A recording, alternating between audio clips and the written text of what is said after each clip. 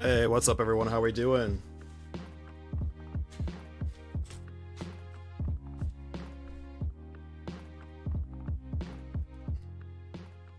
Just gonna turn that down a little bit.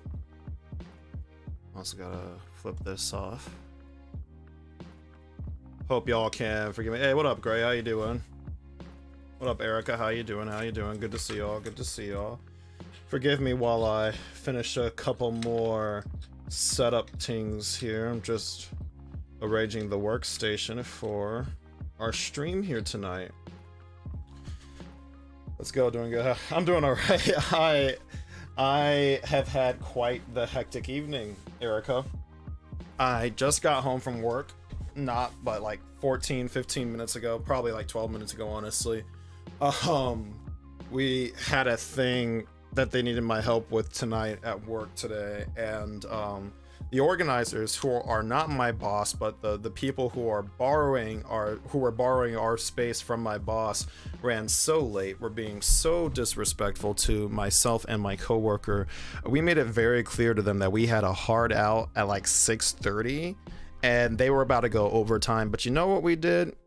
We walked out of that joint anyway, because ain't no way that I'm gonna let someone disrespect my time like that. Absolutely not. And like my boss too told us, like, thank the Lord above that she is on our side on this one, because she told us no matter what, you two, me and my coworker, she said to us, no matter what, you two walk out that door at 6:30, because we were all quite frankly fed up with the various hullabaloo and lack of professionalism from these other people who we so graciously let borrow our space. But we're good now. That's in the past. We're here now, and we're ready for an awesome stream. Who's ready for an awesome stream tonight? Can I hear it in the chat? Who's ready?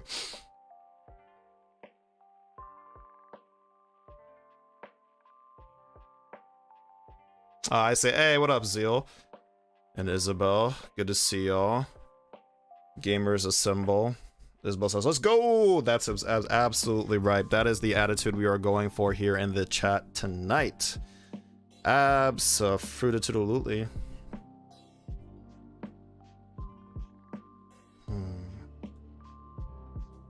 Yes. Who's ready? Erica says, Yahoo! Maybe not in a Mario voice. Let's see. Don't worry about it. Thank you for the sympathy, Erica. Let's see. Zeal's ready. Isabel's ready. Gray says, still making ramen, but almost ready. Ooh. Gray, I hope you brought enough to share with the class today. Please. Oh man. I'm actually very excited to get this whole shindig started with y'all tonight. This is the step that I've been looking forward to the most. Obviously, like, you know, building it can be fun. It can be very, like, you know, hands-on and stuff. It wasn't a Mario voice. Thank you. Perfect. I'm glad I got the translation right there. My Italian is, you know, a little rusty, seeing as I've only ever learned Italian via Duolingo, and by Duolingo I mean New Super Mario Brothers on the Wii. Anyway, yeah, so, you know, building was fun, but I am very excited to get to the next step of our painting journey, which is the painting part, which is the fun part, the more fun part. Both parts are fun, but I think painting's more fun for sure. I'm just going to let a few more people join in on the fun here before we get into the meat and potatoes of why we are all here tonight. Meanwhile, how's everyone's day here? I hope everyone had a good day. Tell me a little bit about your days while I get set up here.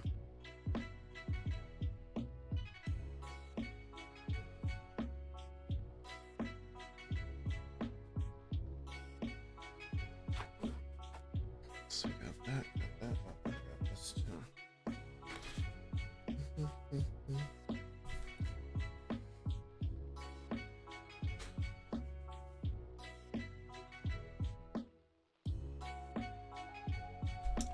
Okay. I'll grab a couple things right here. Long. I heard that. Shoot.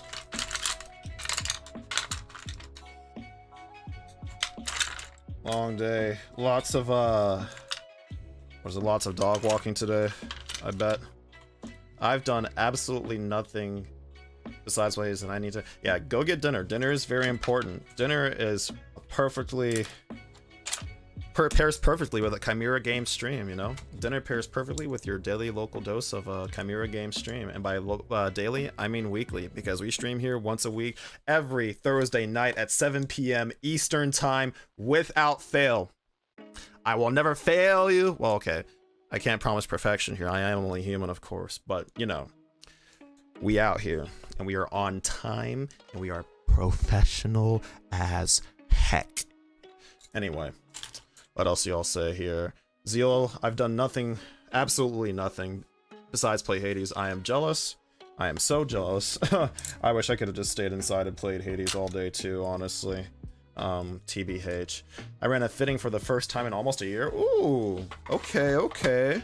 Go Bossman, go Bossman. Okay, okay, okay.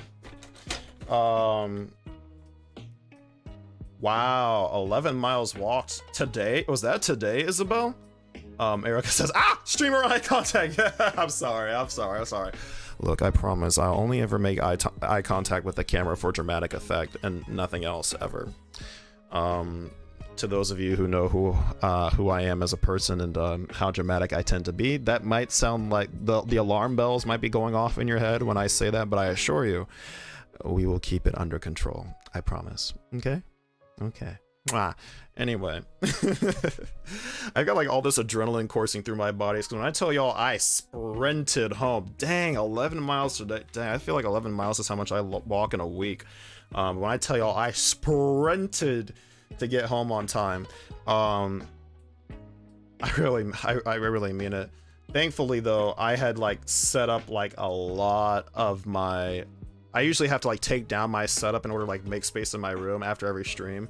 So like that means I have to put it up before the top of every stream. So what I did, I usually do it the day before anyway, but like I set up more stuff than I usually do ahead of time. That way I could just like plug and play as soon as I get home, to use the gamer terminology, of course, because we are all gamers here. Yeah, glad me from 4 days ago thought of that idea, because then we would not have started on time today. And I want to make sure, of course, that we do that. Did I mention I like starting on time and that I hate being late? I think I've made that pretty clear at this point. Okay. I'm gonna turn the music down now, just while I talk to y'all for a little bit more. Okay, so what are we here to do today? Well, the goal here is really to just start painting the miniatures that we've spent, the past couple of streams building and prepping. I feel like we've gotten to know our battle sisters here pretty well, and now it's time to really bring them to life through our painting. So, let me grab one more thing before we get started here. Just set that there for now. Okay. I'm gonna switch to the main view here. Gonna make sure this is all in focus, of course.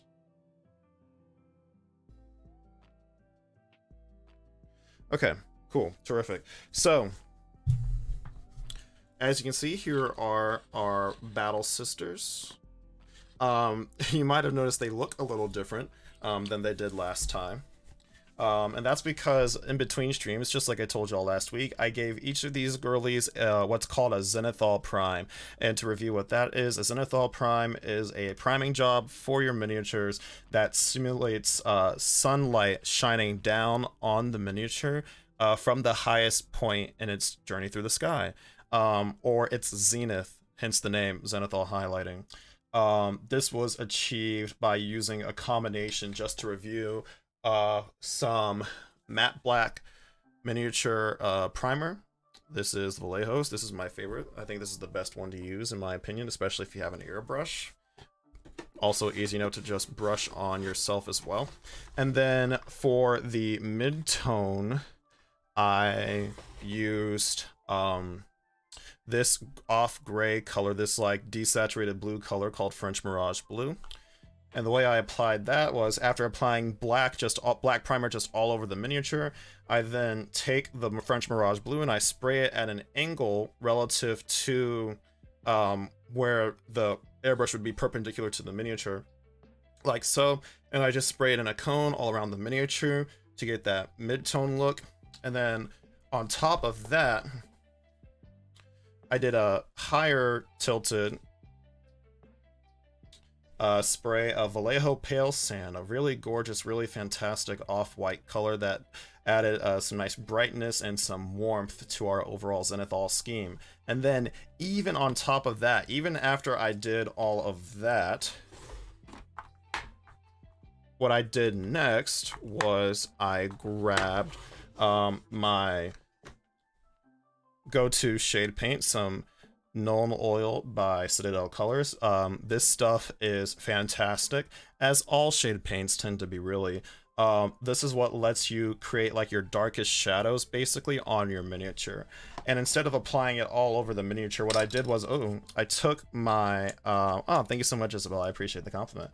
I took my paintbrush here, and I just like went to like all the creases and like where the shadows would most logically be, say like right here, for example. And let me see if I can get that zoomed in on a little bit more, and a little bit more focus is actually easier to see. So yeah, you can see like right here in this fold, I applied some Nuln Oil. I applied some to the Imperium insignia on her shoulder right here as well, in between like where all the feathers are, just to give them that little bit of extra depth and to draw out the detail. And we did this all over each of our miniatures, wherever we think the shadow line. And then on top of all that, we took this brush. This is my go-to dry brushing brush, and just using some pure white paint, we just gave it a nice like little dry brushing job all over the miniature. Doing it this way lets the white paint just catch on to the most raised edges immediately, giving us that fine, very bright edge highlight. And all of this is to give ourselves a nice solid foundation, very dynamic looking foundation, on top of which to apply all of our colored paint. And that's pretty much what I did between scenes, between streams. Hopefully one day I would love to show this process of Zenithal highlighting live. The only issue is that my Zenithal priming process involves a paintbrush, and I don't have a spray booth yet. And so because I can't like guarantee the safety of like my camera equipment or anything like that while working here in my room on a Zenithal Prime, that's gonna have to wait until a day far off in the future where we have the space and money for a spray booth, basically. Which, who knows, that could be sooner than we think. I don't know, we'll see. Yeah, if y'all have any questions about that though, I would be happy to answer them. I think that this is a great method for preparing your miniatures for painting, no matter what your painting technique is, because like even if you use paints that don't really go well with the Zenithal Prime, it's very useful to see ahead of time where the light, so to speak, falls onto your miniatures. That way it'll guide like your layering and your edge highlighting later on down the path, pretty much. So yeah, that's what I did between streams. By the way, I should mention too, gotta give credits to the one, the only Dana Howell here on YouTube. It was, I think, her very first YouTube video is a tutorial on how to do a Zenithal highlighting. Literally changed my life forever with that technique. Just instantly helped my miniatures look better, so shout outs to her. Her videos are some of my favorites on the platform. I learned the most from people like her who come from like an art background, like a studio art background, and have like made their way into the miniature painting world. We owe a lot to those people. They are some of my favorite mini painting teachers out there on the platform. So like one day if y'all see this, shout outs to y'all. Super grateful for y'all. I want to give credit where credit is due, of course. Let's see, have I missed any chats? Does not look like I've missed any chats, so we are all good there. Okay. Terrific, awesome. So, let's talk now about color schemes. So, when you're starting off with your painting, right? It can be hard to come up with color schemes, like sort of off the fly. one key source of inspiration is your army codex. This thing right here. This is the codex, once again, for the Adepta Sororitas. In addition to containing all of the rules for you to be able to play your army in the game, there's also scheming. Yep, we out here, we scheming. Let me find the page I'm looking for real quick. Inside of every army's codex, here we go, right here, is an army showcase that shows you some like example canonical color schemes for your army. Here are some various canonical color schemes. Sorry about the poor lighting there. Let me see if I can tilt that up a bit. Yeah, here we go. So like, here are some canonical color schemes for the various different orders of the Adepta Sororitas. You got some Ebon Chalice Sisters on the top left, Bloody Rose at the top right, etc., etc. And, you know, of course, you can definitely use like these canonical color schemes and just paint your miniatures exactly to these specifications. Or, you know, you can do what most people do with your army, and paint it with your own custom color scheme, using this as a sort of guide. So like, for example, when I look at these color schemes, like for example, when I look at the Ebon Chalice Sisters in the top left here, I notice that there are basically 3 colors that make up the color scheme: black, white, and red.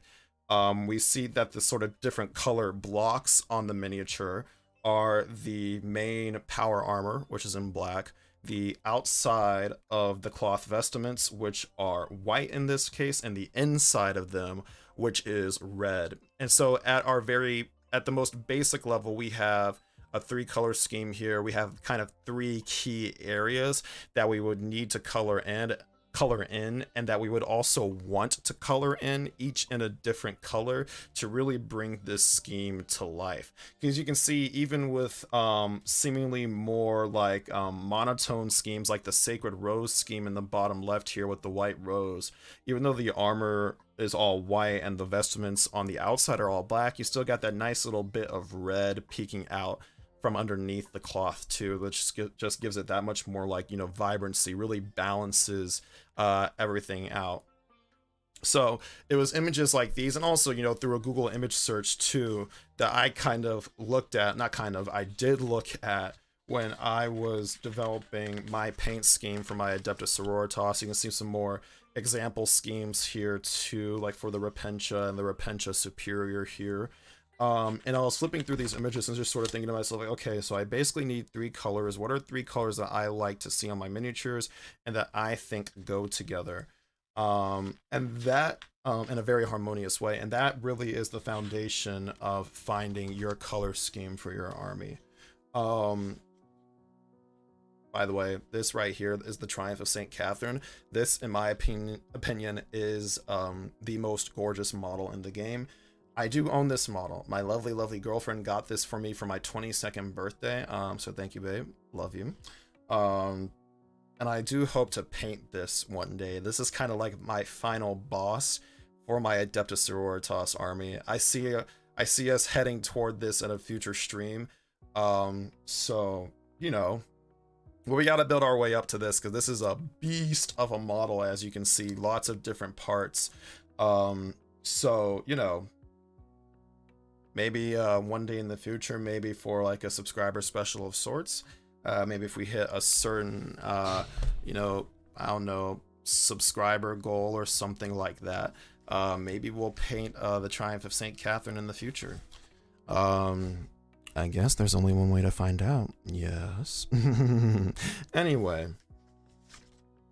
So, what does that mean for our sisters? Let me explain. First, give me 1 second here, y'all. This is something that I meant to prepare, but forgot to. I just gotta grab one little teensy-weensy little thing real quick.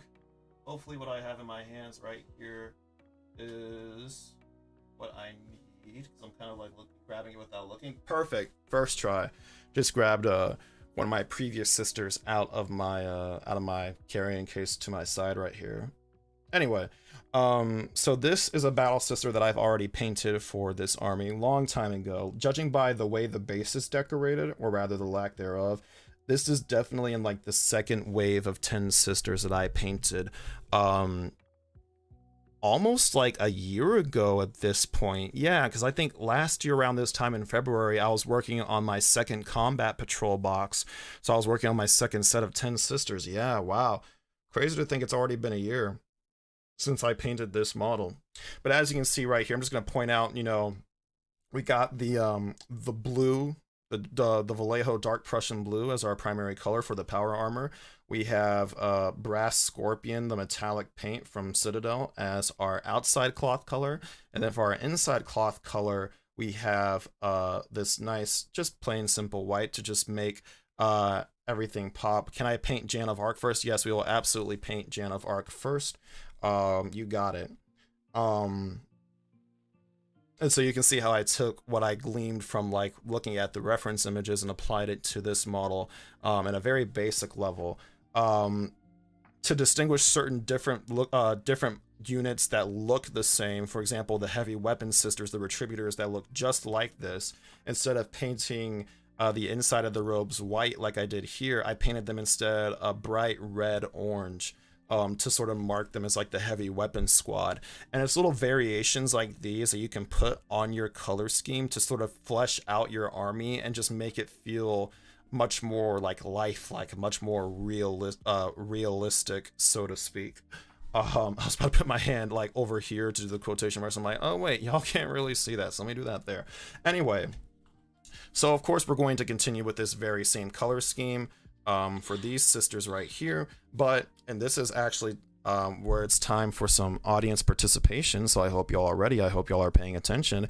If you're not quite looking at the screen, I would ask that you please turn your eyes to the screen right now, because now it's time for audience participation. So here is what I need help with, y'all. Here is what I need help with. There's my sketchbook right there. So this sketchbook right here is what I like to call my little paint recipe book. Got this idea from 52 Miniatures on YouTube. Basically, this sketchbook of mine contains a swatch of every single paint in my paint collection, sorted by like reds first. Basically did like a Roy G. Biv sort of rainbow sorting here. So we got like our oranges on this page, yellows, it's our greens. And of course, what's immediately relevant to us right now is our blues. So here is a list of all my blues, and shout out to the purples. Let me see if I can get that more in frame. Like so. And what I am looking to do is I'm looking to sort of shake up my method a little bit for this paint scheme, and I want to try using, instead of like a traditional sort of non-transparent acrylic paint like Dark Prussian Blue, I want to use a more transparent, what's called contrast paint, most of which, or a lot of which, are on this page right here, or it's a speed paint. They're kind of the same thing. Basically, they're transparent paints through which the undercoating, the zenithal priming that we have done on this model would best show through, basically. Because I really want the highlights that we've achieved here to really pop and continue to remain present as we continue to paint. So to that end, I kind of need y'all's help deciding on which color between Cloudburst Blue right here or Celestium Blue is kind of closer to the tone that we already have, or just looks nice, you know what I'm saying? Personally, my inclination is to go for this Celestium Blue down here, just because I kind of like how like deep and rich it is. But y'all let me know. I'd be curious to here. Let's see. You said Isabel says I like the fourth one for the top. I love Magic Blue. I think for me though, it's a little too light. Again, I'm looking for something like a bit closer to like the Dark Prussian Blue, but that's also like a transparent speed paint. Or contrast. Cloudburst. I see one vote for Cloudburst. I see one vote for Erica. For Celestium Blue as well. Isabel says I like that one too. I feel like I might have swayed your decision there. You know what we're gonna do? We're going to flip a coin. And it'll be a coin flip. Or just do it on Google on my phone. Because that's something you can do. I'll never forget the way I learned you could flip a coin on a phone on Google. It was like my senior year of high school, and we were taking a field trip somewhere, I forget where, and we decided to play the game Paranoia on the bus ride. And Paranoia is, like one of those games that you play with friends at sleepovers, where it's like you ask someone a question and their answer has to be someone else who's in the game, and you whisper the question to them privately, then you flip a coin, and it's like, if it's heads, the question doesn't get revealed to the group. If it's tails, the question gets revealed to the group, and it's kind of like, ooh, scandalous, if you're freaking 16. But yeah, that's the brief aside about how I figured out that you can flip a coin on Google. Google. You are ever present in our lives. All right, here we go. I should be doing this on stream, but I have already done it now. Okay. It looks like the winner is going to be Celestian Blue. So we are going to get Celestian Blue out of my drawer. Here's like my speed paint drawer containing all my speed paints and some of my contrast paints. And look at that. There she is right there. Gorgeous, gorgeous, gorgeous Celestian Blue.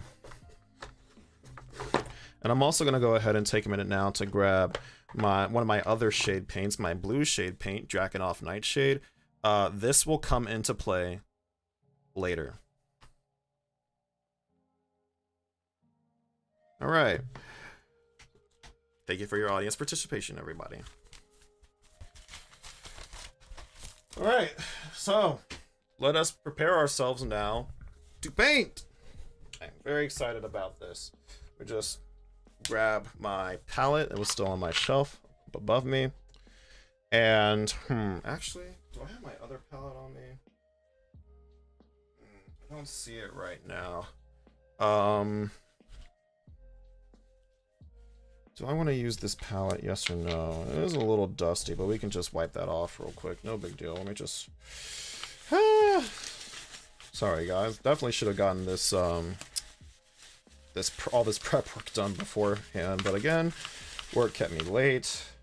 Nothing to be done about it now. Okay, cool. Excellent. That is all well and good. So we got the two paints we're going to be using for the time being all prepared and set aside.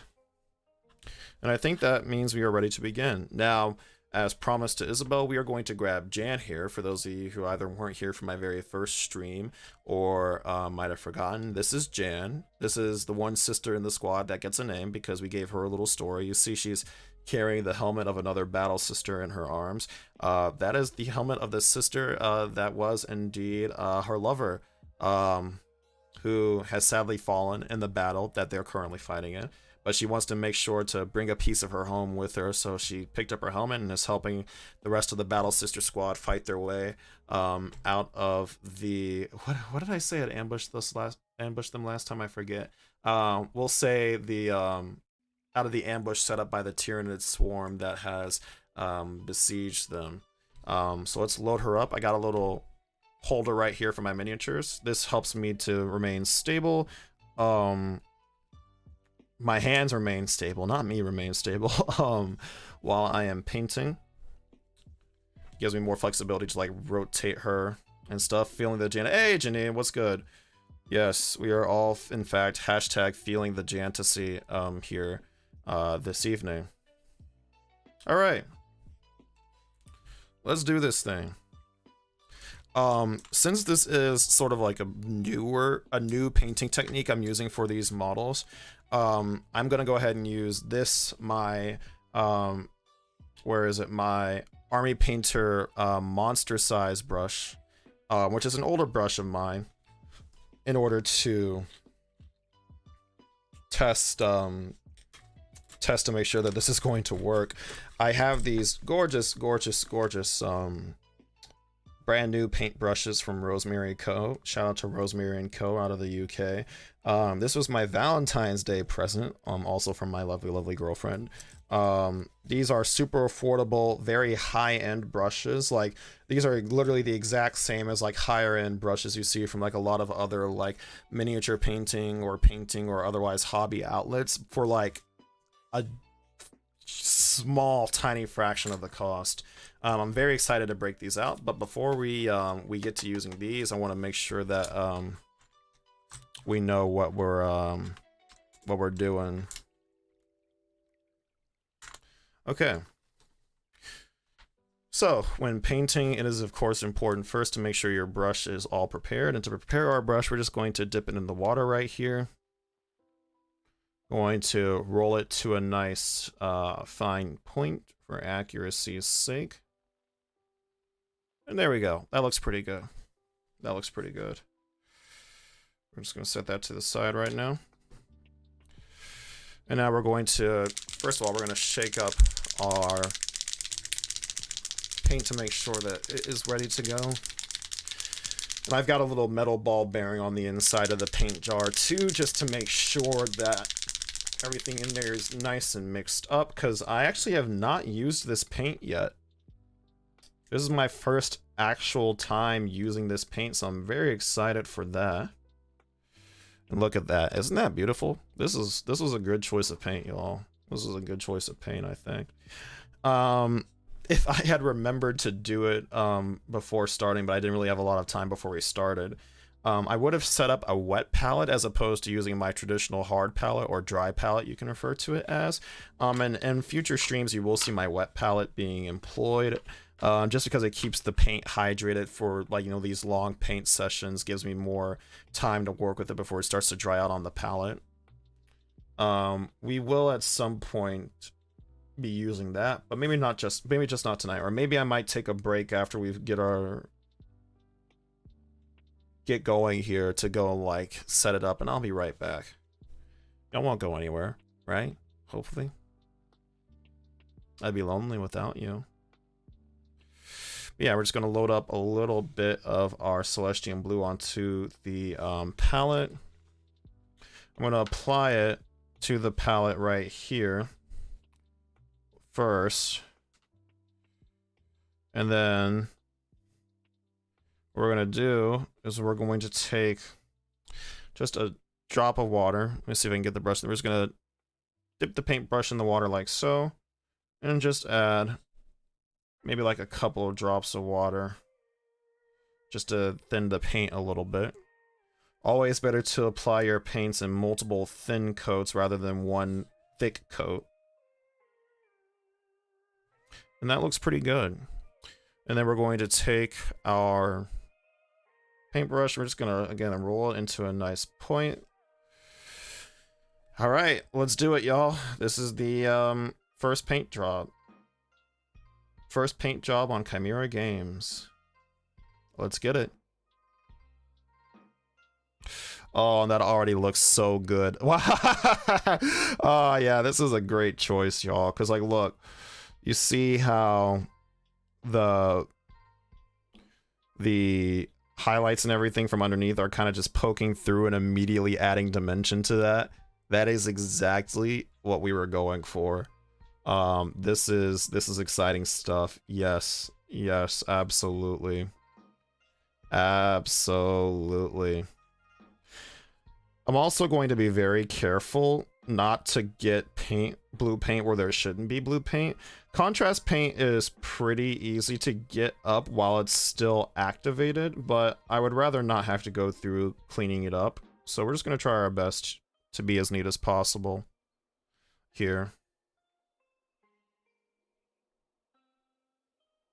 You'll also notice that as I'm applying this contrast paint, I'm doing my best to not go over areas with paint on them a second time. Just because with contrast paints, they're kind of like an acrylic resin, so to speak, that begins to solidify pretty quickly.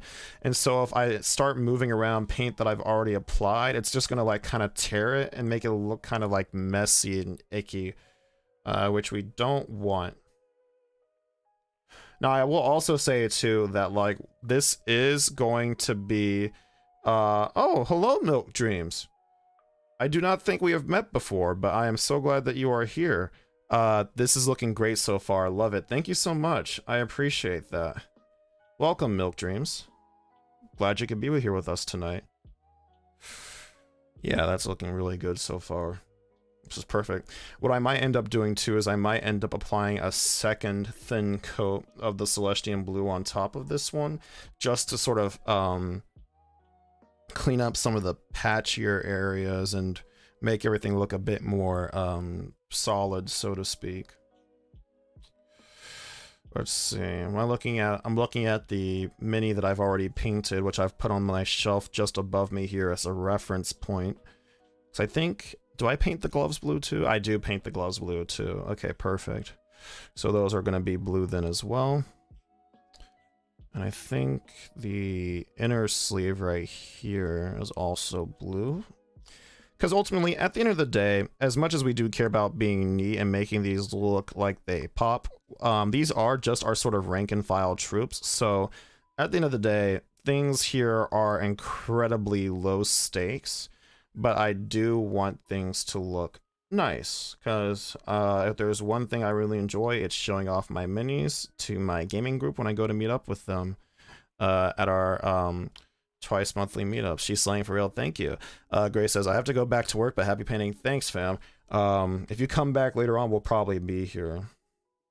As always, we will be ending at 10 o'clock on the dot, no matter where we're at, and we'll just pick up where we left off another day.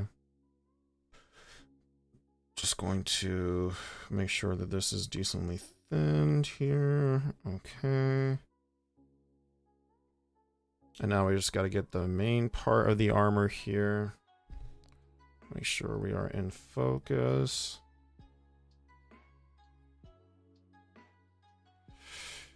I think I was saying before that mistakes are going to mostly be okay, broadly speaking, in general, because the other parts, like the cloth, we're going to use traditional opaque acrylic paints on those parts, so those will cover up our mistakes with the blue actually quite nicely. So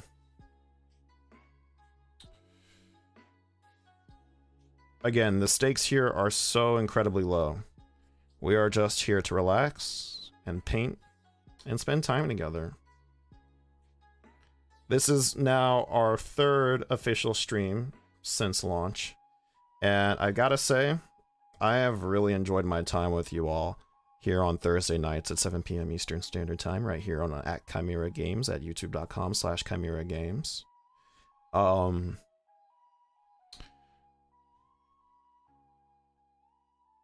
if there's one thing I enjoy the most about our time together, it's just how chill it's been, you know? The stakes are low, and the vibes are high.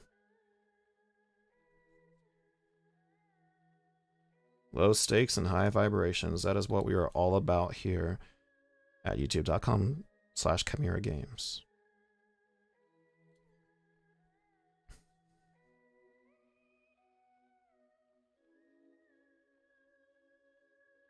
So chill, great vibes. Oh, thank you. Oh yeah, this is looking really good. This is looking really good. Oh man. And see, this right here is the exact reason why I decided to give most of these sisters helmets instead of like full faces, because now we could just like apply just a straight coat of blue paint right here. Comme ça. Make sure we get down into like the neck area here too, just to make sure that's all covered, because it should be. Get some other little nooks and crannies that we might have missed.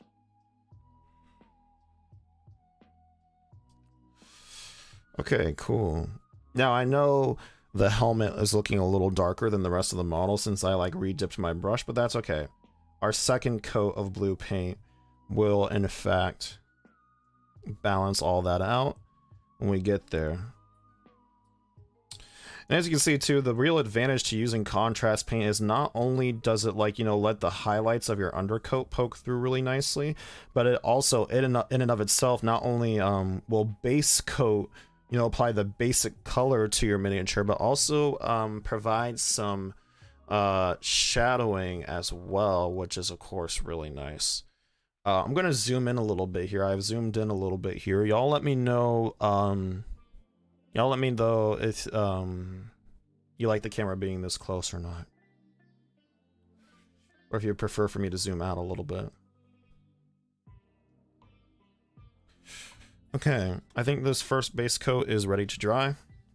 So what we are going to do is we are going to just set Jan aside, and we're going to just do a little assembly line action here. We're just going to do this first base coating step for all the miniatures now. Now moving on to the Sister Superior of the squad here.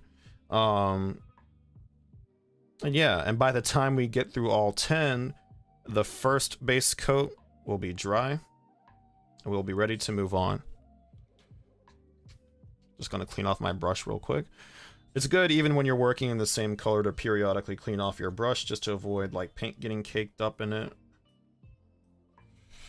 Isabel says, I like it, I can see more detail. Perfect. That was the aim, was for y'all to be able to see more detail.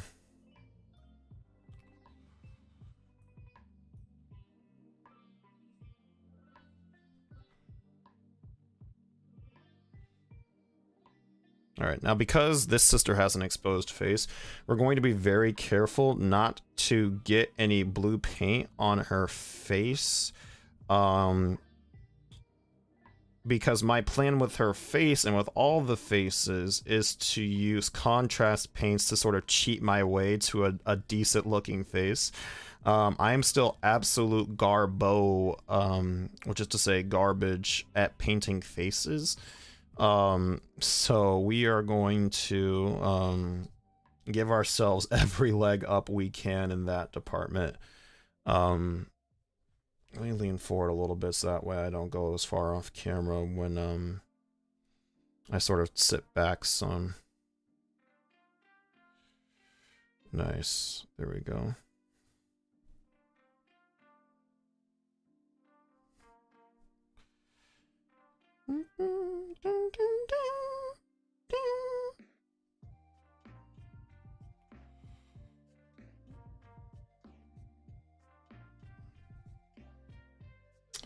Let's see here.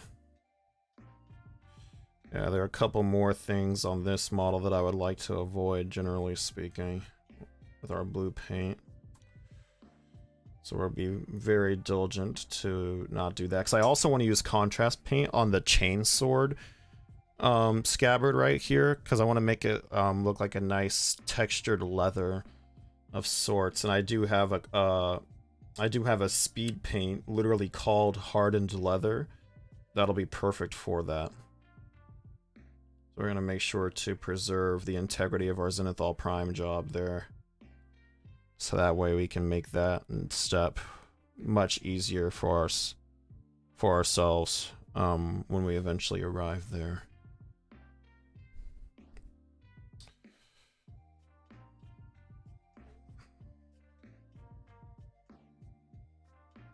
You know what, I might actually pull back out a little bit, just because I will have to like move the models a whole bunch. I want to make sure y'all can still see the models even when I'm doing all of that.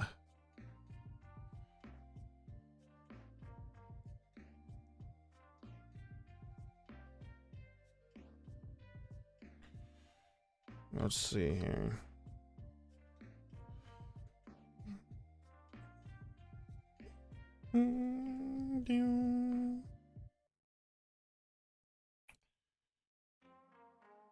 Let's see.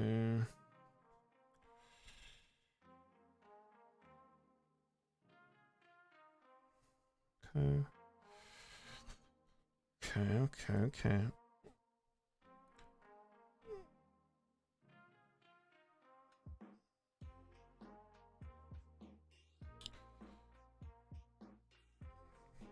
I'm just gonna rehydrate my paint here a little bit. That's a little too thin. Let me get more paint mixed up in there. There we go, perfect. Alright, alright, alright, alright.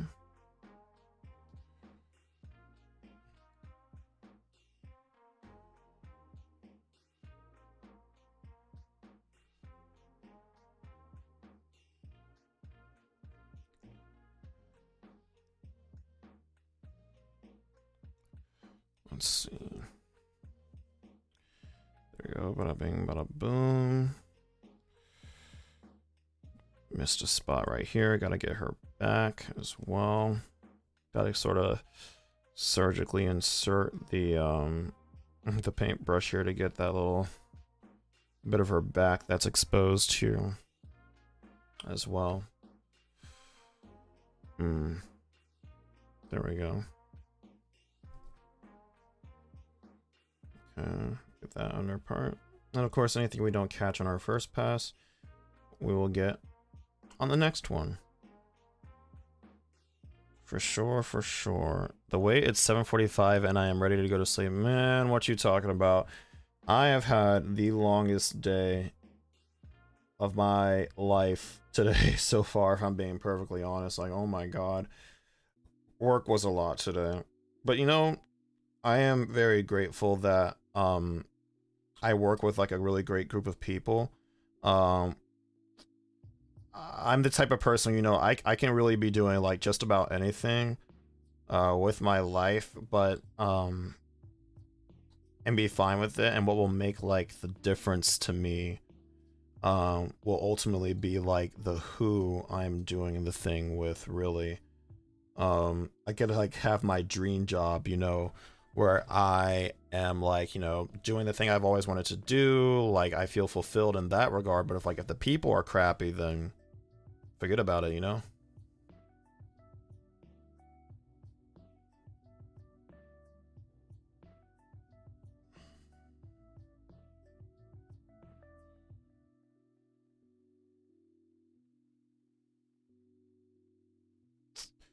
Let's see here.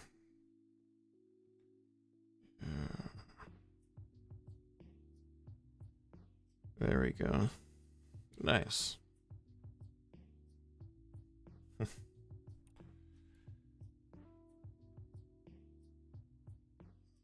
There we go. Oh, forgot the little part of the leg right here. No big deal. No worries. Okay.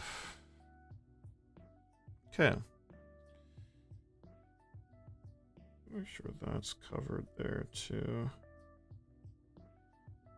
And again, if we don't get every nook and cranny, it's not the end of the world.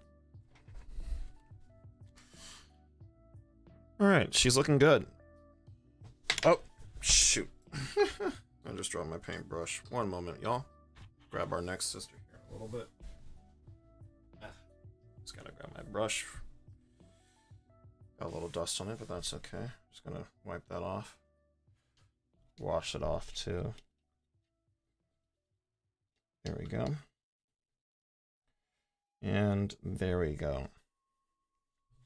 So I'll talk ahead a little bit now about what our overall strategy is for this paint scheme. So I like the shade of blue that Celestian Blue is providing us right now, but I want to just make it a little bit more coherent with our pre-existing sisters. I want to darken this blue a little bit with a layer of Drakenhof Nightshade in order to pull it just a little bit closer to what we are used to with our sisters. So that'll be the overall plan. That's the strat, so to speak. Okay, so this sister is going to be a little bit tricky because, as you can see, her chest is covered by her arms carrying the Storm Bolter here, so that's going to be a little tougher to access. What we can do is we can just take a slightly smaller brush. I might take my size 1. Where's my size 1 brush? There we go, my size 1 round right here. And use this brush when the time comes to get into that little nook.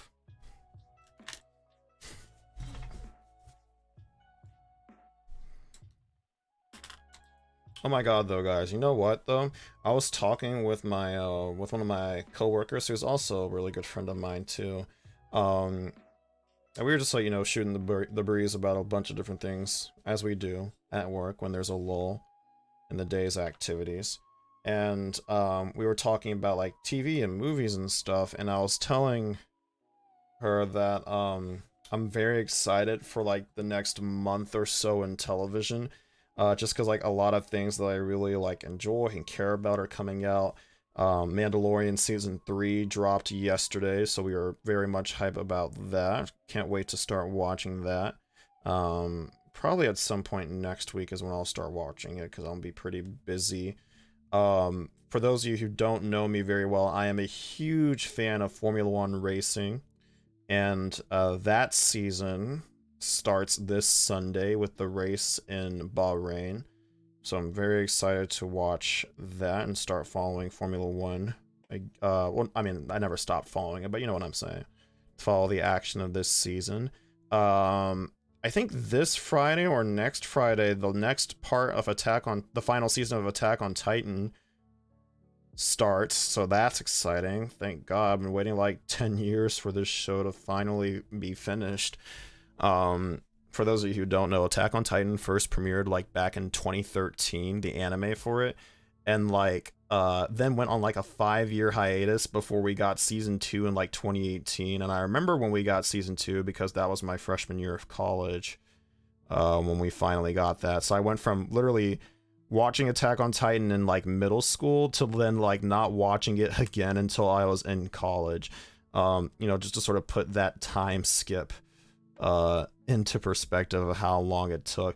Time for the Rumble. Yes, sir. Yes, sir. Absolutely. Cannot wait. Gonna be litty. Been dodging spoilers like the motherfucking plague. And we will continue to do so, because no one here is going to spoil Attack on Titan for me, right? Right. And mods, if anyone tries, you know what to do. Anyway, so there's that. And then, lastly, at the end of this month, I think on the 26th, the last, or what will now be the last season of Succession on HBO, will be airing or will be premiering. And I'm very excited about that. Like, look, I don't know what it is about that show. No, Erica, I'm so sorry. That's so sad. What the heck? How'd you get spoiled? But I was saying before that, yeah, Succession is like one of my favorite TV shows. The acting in that show is just superb. And like, even though like I just utterly despise all the characters in that show, like, gosh darn it, I'm rooting for them. I'm rooting for them all the way. Like the main characters in that show. Like I said, the acting in it is just simply superb, and I'm sad that it's ending, but like grateful for what that show has given the people. So yeah, lots of exciting things coming in March, television wise and sports wise. Alex did it. He doesn't even watch the show. He looked up. Oh, that's right. You told me this story. Oh my god. So for those of you who don't know, well, I guess that's pretty much everyone here does know this story. Our friend Alex, who was at one point Erica's roommate, doesn't even watch anime really, but decided that he would, I guess just to like annoy you or like tease you, he correct me if I'm getting this wrong, he looked up the entire plot of a show he had never even heard of really up until that point. And then just recounted the entire ending to Erica, and I'm like, bruh. That's some treacherous behavior right there. Absolutely maidenless behavior. Although to be clear, our friend Alex is not maidenless. He and his girlfriend have been together for I think 3 years at this point. And they're lovely. I love them both. They're very good people, and they are good friends of mine. But nevertheless, that was indeed a dick move. I cried in front of him, so embarrassed. Oh no. Oh, Erica. Oh, good God Almighty.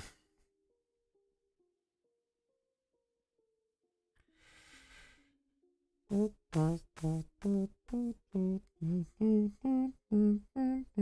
he looked it up because he didn't know if he could handle it, and then he was like, do you want to know? And I guessed, and then he looked at me and I cried. Damn. Damn. Double homicide.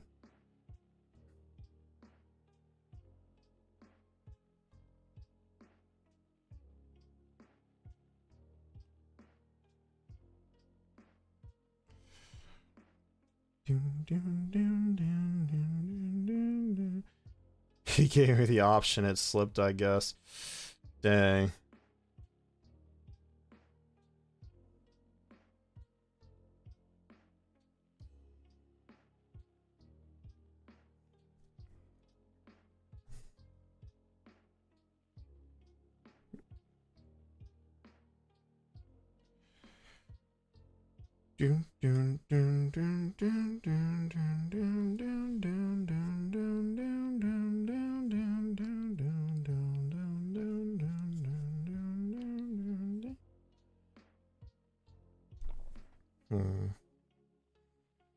I'm just inspecting the model right now to make sure I got every little nook and cranny I can. I think I'm going to have to take a sacrifice on this sleeve right here and get a lot more paint on it than I would ideally, just to gain access to that little bit of the armor poking out there.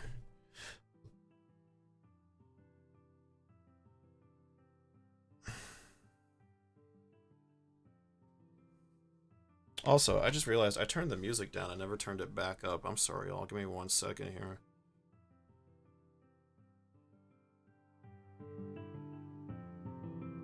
Y'all probably couldn't hear it the entire time. Shame on me. Alright, that should be better now. Okay. Back to work.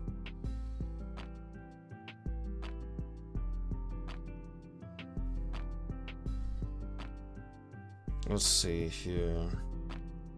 Alright, this one looks pretty good. I think we're ready to move on to the next one. Let me just...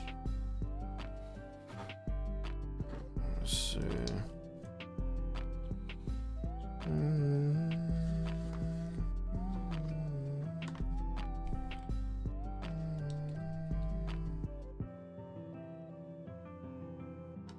Tuck this away for now. Oop. Bump the camera.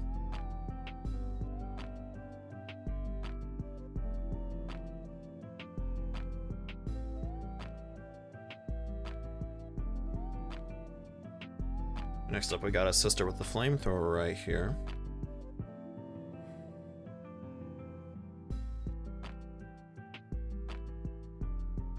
All right.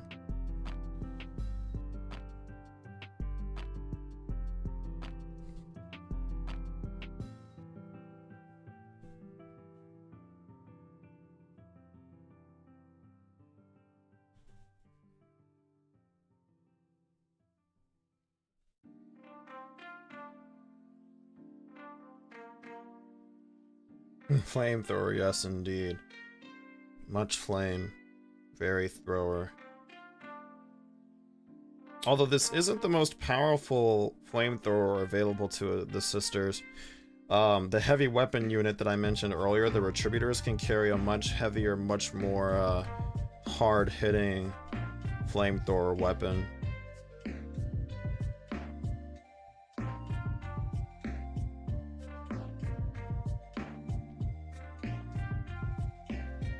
Let's see here.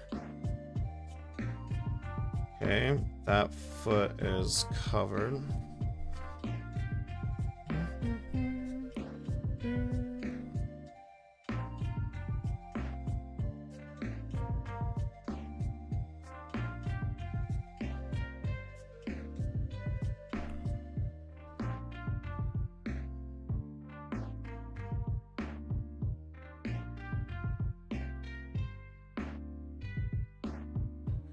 Some more paint there. Yeah, the key to getting the most out of your contrast paint is to just thin it a little bit. All the different contrast paints have varying levels of viscosity. Like some are thinner than others straight out the pot, but ultimately each of them can do with at least a little bit of thinning just to make the paint a little bit more controllable. So it's very important for me that as I do this, I'm really paying very close attention to like how much I'm thinning these paints by. Too thick and the finish will look ugly, too thin and we are here all night. Neither of which we want. Neither of those outcomes is really at all favorable to us, really. Let's see.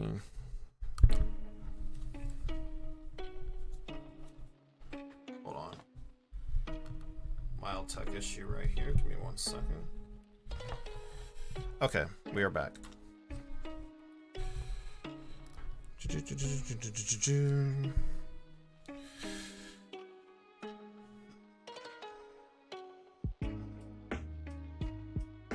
And the other key too when working with contrast paints is to apply a very be very generous. You know, you kind of want to glob it on without really globbing it on. You don't want to just kind of like do like a little bit. You want to make sure you get like a decent amount loaded up into your brush to get the best result here. So that's what we're doing.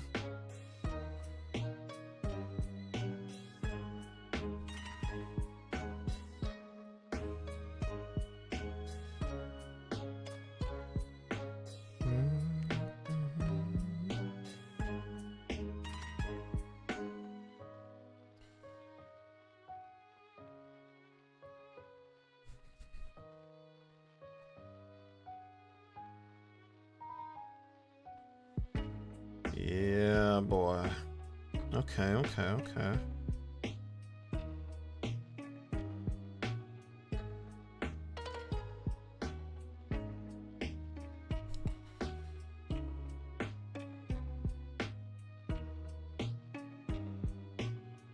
Whew.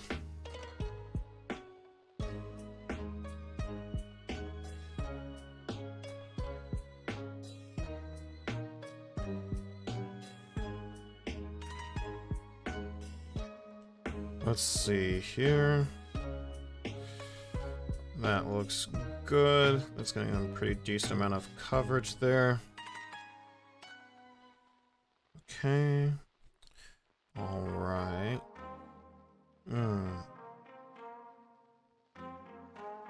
Also, speaking of, I just thought of this. Speaking of, like, TV happening right now, like, shoutouts to Pedro Pascal, man. Like, man's is killing it. I mean, shoot. He's got The Last of Us on one side. He's got The Mandalorian on the other side.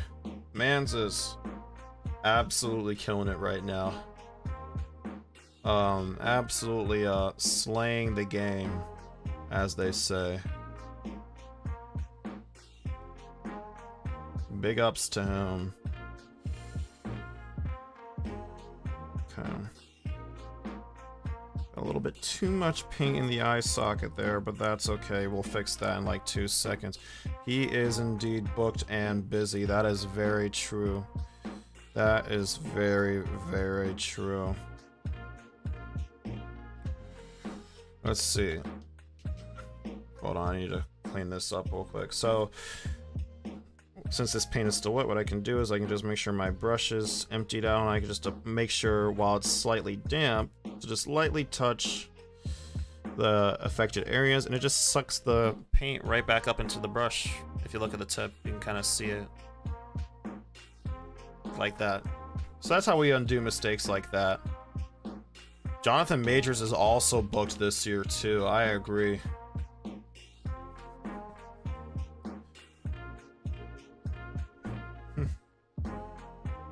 Pedro Pascal and Jonathan Majors both having some we'll call it interesting Twitter discourse about the two of them going down right now, and we will simply leave it at that. I love the internet. I love it and I hate it all at the same time. Speaking of the internet, don't forget, if you don't already, my social links are down in the description below if you want to follow me on Instagram or Twitter. I post updates about when I'm going live and other things going on with this channel on both of those social media pages. And of course on Instagram, and occasionally on Twitter as well, I'll be posting pictures of my work. You can see on my Instagram a whole gallery of a lot of my previous work from before I started streaming. Kind of illustrates my sort of painting progression over the last year and some change. So that way you can see like where we're at and where we are, where we're going here together. The internet is indeed cursed. I concur. I very much concur, and if anything, this Jonathan Majors and Pedro Pascal discourse, like the discourse about the two of them separately. Wait, hold on. Time out. Hold on. I gotta put the mini down while I'm reading this, otherwise I'm gonna drop it. I swear he was in every movie trailer I saw. True. LMAO, someone said Jonathan Majors was civil rights sexy. Oh my god, that he was civil rights sexy, and I can't say that I disagree, bro. Oh my god.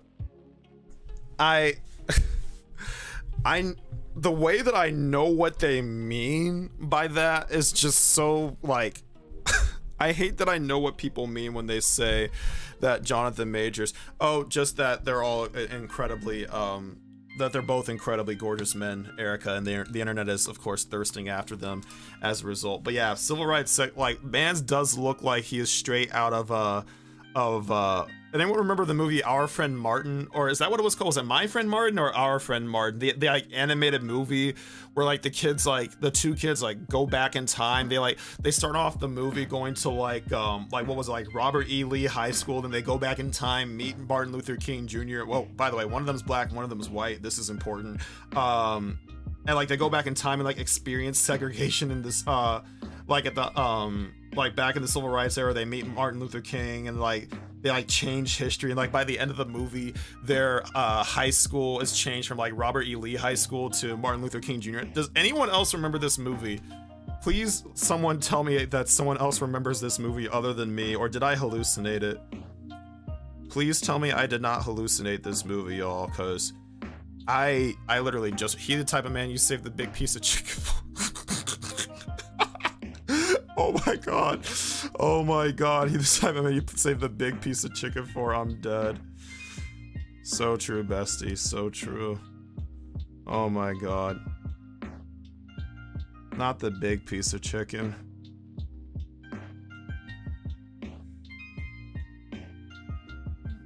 It's My Friend Martin. Okay, that's what I thought. That is what I thought.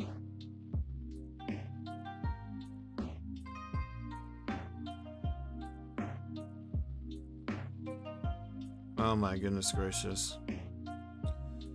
Yeah, that was a whole time watching that movie in elementary school. What do y'all have favorite animated movies? I'm curious. What are y'all's like favorite animated movies? I have some thoughts on my own. I'm curious to know yours too, of course.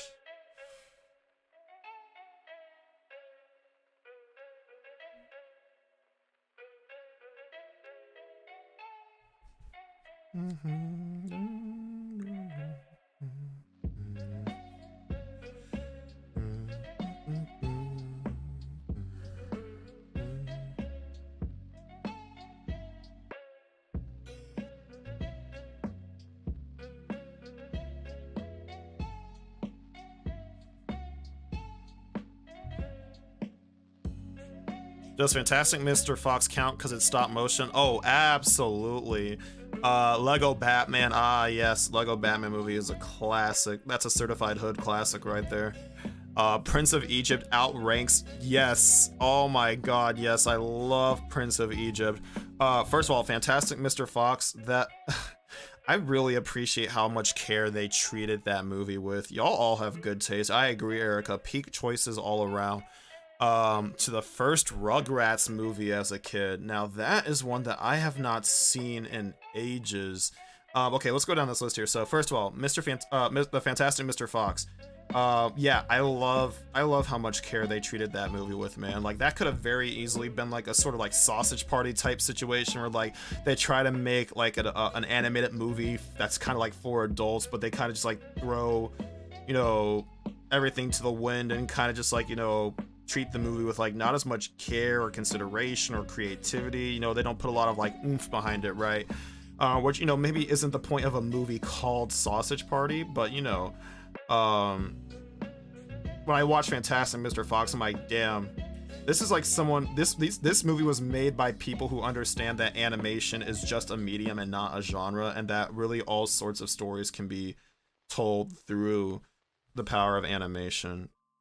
Which, as someone who is a big animation fan, and doesn't think that animation gets like, you know, the respect that it's deserved, especially in like the United States. But you know, that's changing, I think, for the better. Yeah, Fantastic Mr. Fox warms my heart, and I love that movie so much. I'm a big Wes Anderson fan. I love Wes Anderson movies. One of my favorites of all time is Grand Budapest Hotel. Let's see what else we got. Lego Batman. That movie is so much fun, and like Will Arnett's portrayal of Batman, he's in my opinion, he is the best on-screen Batman.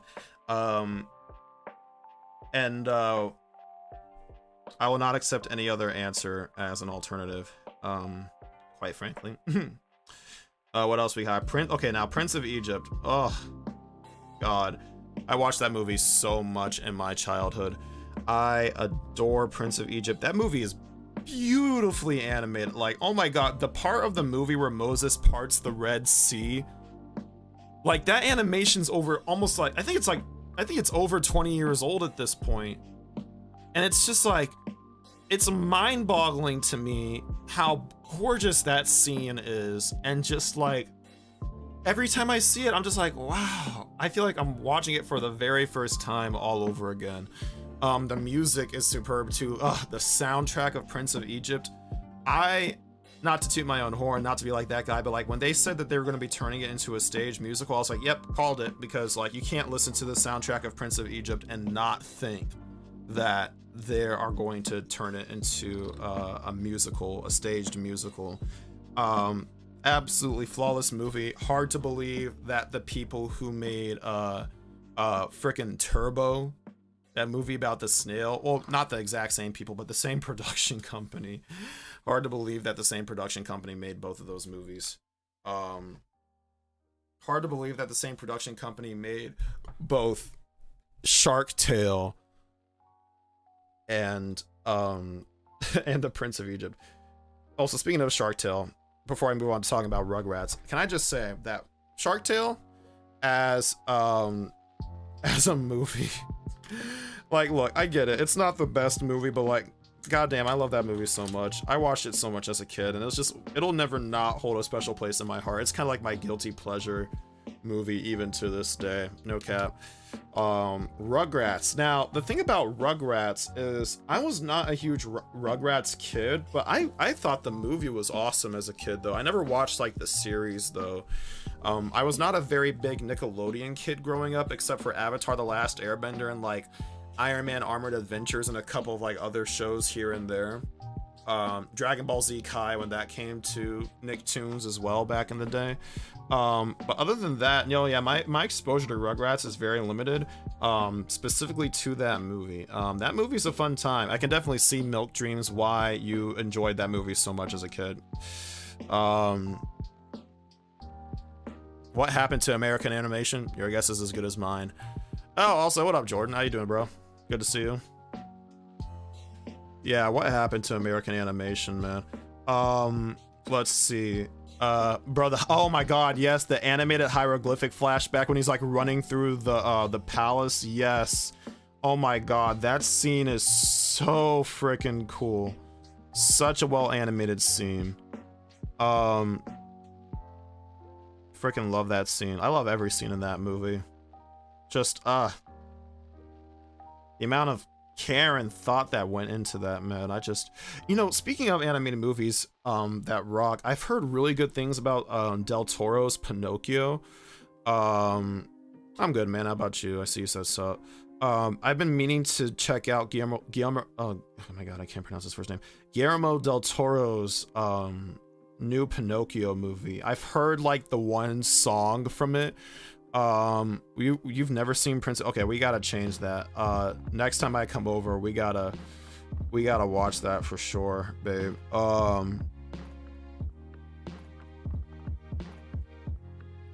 For sure, for sure, for sure. By the way, y'all, that is my lovely, lovely girlfriend, who's also one of my mods. In the chat, Isabel, right there. Say hi, babe. Let's see it. Never seen Prince of Egypt though. Yeah, we gotta fix that ASAP. That's. You know, funny story actually, and I'm sorry I gotta put you on the spot here, babe.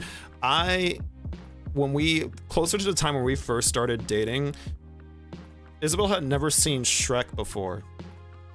I am one of my proudest accomplishments is showing Isabel Shrek for the very first time in her life.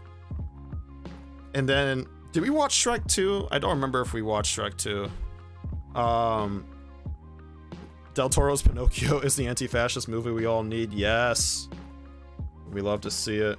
Yeah, I've heard the one song. I forget what it's called, but I think it might be nominated for I'm sorry to expose you, but man, don't worry. It's all love here. There are no haters here. No one's gonna judge. No one's gonna judge, right, chat? No one judge. We did watch Shrek 2. Okay, good. And those are the only Shrek movies to exist, of course, as we all know. So we didn't really watch anything after that, or rather, we were done after that. You know, so because there was nothing else to watch because there are only 2 Shrek movies, and of course the new Puss in Boots movie that came out recently. And those are the only 3 Shrek-verse movies that exist. No more, no less.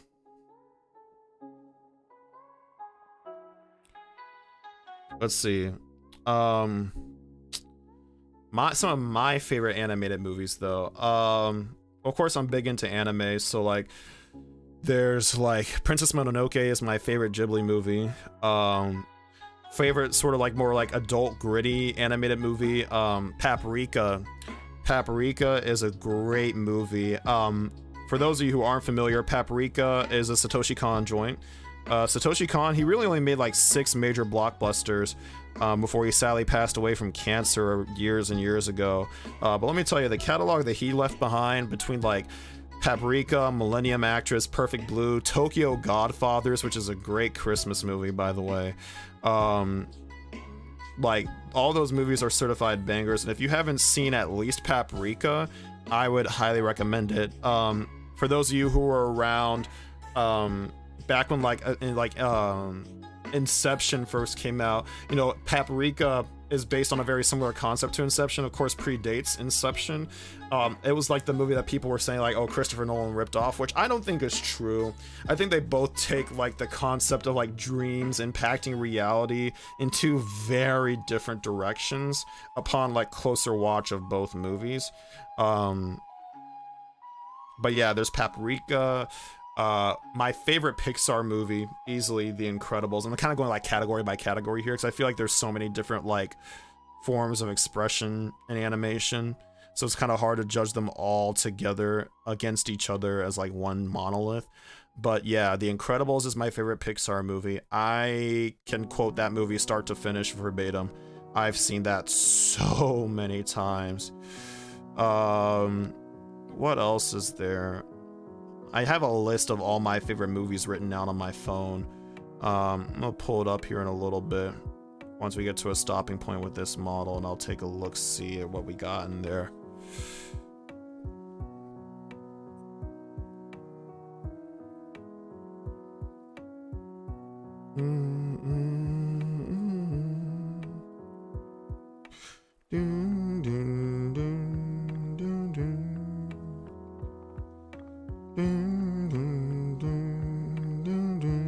Also, I realized earlier when I had the music turned down, I was still humming along to it, but y'all couldn't hear the music, so you're probably like, what is this dude actually humming to right now? Spirited Away superiority. Yeah, I mean, there's no denying that Spirited Away is like the undisputed like Studio Ghibli champion. I just do love me some Princess Mononoke though. Absolutely freaking adore that movie. Studio Ghibli Fest, by the way, for those of you who don't know, in case this is the first that you're hearing about it, the dates for Studio Ghibli Fest 2023 have been announced. So make sure that if you're interested in going to see some of your favorite Studio Ghibli flicks, in theaters between this month and the end of October. Make sure you get your tickets. I think this month's, let me see. I think if I remember correctly, this month's movie is My Neighbor Totoro. Let me double check. I'll pull this up real quick. This is important. Let's see. Ghibli Fest 2023. Yeah. So for those of you who don't know what Ghibli Fest is, basically when Ghibli Fest starts in March, month by month, they bring a different movie stateside, to be screened at like select theaters across the country. So like, for example, this month, March's movie is Totoro, so I was right. In April, they actually brought the official recording of the Spirited Away live stage musical to theaters, so that'll be screening in select theaters. May's movie is Ponyo, which turns 15 this year, which is wild to me because that means that movie came out when I was 8 years old, and that was my first Ghibli movie. Like, and to think that movie is that old is just freaking wild to me. Because I still remember seeing it for the first time like it was yesterday, you know. June's movie is Kiki's Delivery Service. July's movie is Nausicaa of the Valley of the Wind. And Castle in the Sky. Okay, so July gets 2 movies. August is Princess Mononoke. Pocoroso is also August too. August gets 3 movies. So Princess Mononoke in the first bit, Porco-Rosso, and then The Wind Rises, which is 10 years old now. Oh my god. September gets Howl's Moving Castle. Howl's Moving Castle in September, Spirited Away in October, and the first day of November. So yeah, that's the Studio Ghibli Fest lineup for 2023. So y'all get your tickets if you're interested in that. I gotta say, seeing those movies on the big screen, beautiful experience. Might drag Isabel to go see Spirited Away again in theaters, and Mononoke, and maybe we can go see Totoro too, because I know that is like one of her favorites too. But let's see, I was gonna look for other animated movies that I love, right? Oh, WALL-E, yes, WALL-E and Ratatouille, goated. What else do we have here? Shrek 2. How to Train Your Dragon 2. Holy crap, that was a banger of a sequel. I freaking love that movie. I can't believe I couldn't think of it off the top of my head.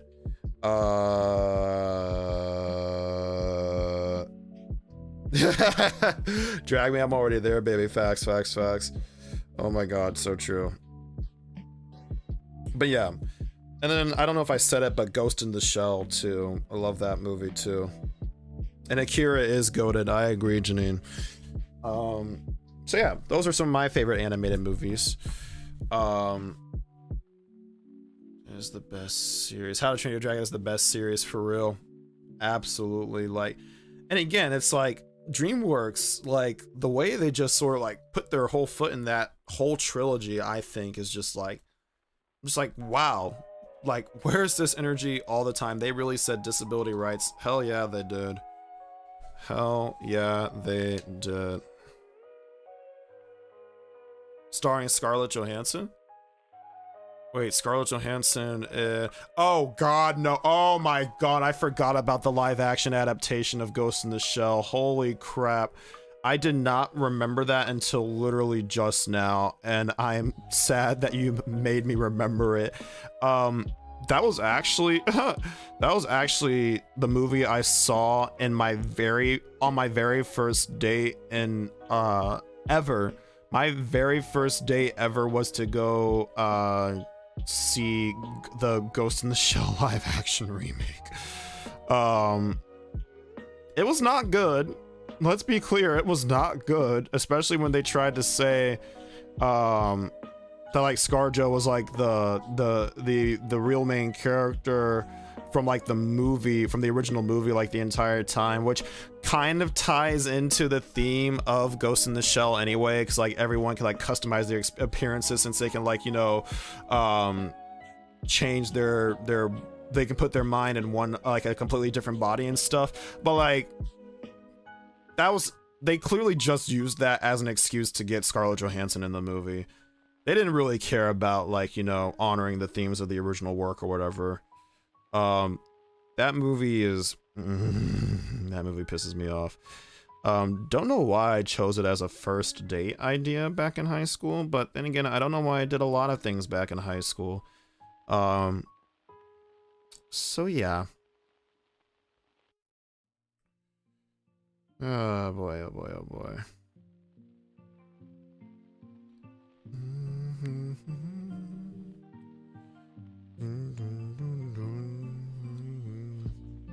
Let's see, what else have I been watching recently? Recently, I started watching that one Korean reality show on Netflix, Physical 100. I gotta say, I absolutely adore that show. Like, the concept is, it's fun to watch. You know, they got like all these like really physically fit people competing in like in these like challenges to try and be like the last one standing by the end of the competition. And like I think more than just like the challenges, because like the challenges, they're not by the numbers necessarily, but like, you know, some of them they're kind of like, oh, okay, I can like see how I can see where this is going. But like what really makes the show shine is the personalities of all 100 of the contestants, and really their sense of sportsmanship, because like a lot of these people are people who like compete in like the same fields, whether that be like Olympic weightlifting, wrestling, gymnastics, etc. And some of them kind of like recognize each other from like their work and stuff, and like at the end of the day, like they're all just there to like compete and have fun and do their best and like, you know, stand proud for themselves and for like the sports that they represent and stuff. And like the sportsmanship on display is like insane. I've seen like, it just makes it like really fun, really wholesome watch. It's the type of reality TV that doesn't make you feel like icky or guilty really in any sort of way for watching it, and yet doesn't really demand anything from you as a viewer. Except, I guess, the ability to read subtitles, which is like, you know, not much of a thing. Not as much of a thing as it could be. I've seen, like, other positive reactions to the show online, and, like, a lot of people would really love for there to be, like, an American version. But the thing is, I don't think an American version of that show would work at all. I feel like just, like, Americans being Americans, it's like it just wouldn't be as effective, because I feel like I don't know, maybe I'm just like, you know, making like assumptions based, like I'm not making very generous assumptions here at all really, but it's like, you know, I'm like, would the concept be as effective with like, you know, the way reality TV in America tends to like sort of like really place a big emphasis on like drama and like drumming that up to like 1,000,001%, you know? Whereas with like this show, they kind of just like let the competition itself be the drama. I don't tell this to a lot of people, but I think I actually like I think I like reality TV a lot more than I tend to like let on in my daily life. I like, off the top of my head, like Hell's Kitchen, one of my favorite shows of all time, period. Big Brother, I'm a big MasterChef fan. Shout outs to Zeal, by the way, who got me into MasterChef, if you're still listening. What else is there? My favorite all-time reality TV show is one that just recently got rebooted by Netflix called The Mole.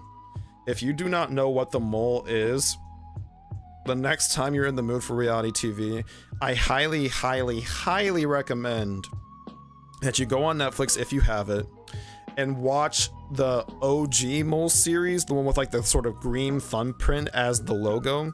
Watch that first and then watch the new Netflix reboot. The Mole is some of just the finest reality TV competition I have ever seen in my life. The basic premise of that show, MasterChef peaked at season 4, but MasterChef Australia is goated. Agreed. The premise of The Mole is you have like, it can be like 10, sometimes 13 players, all gather basically, and their goal is to complete a series of challenges over the course of the competition in order to add money to the team pot.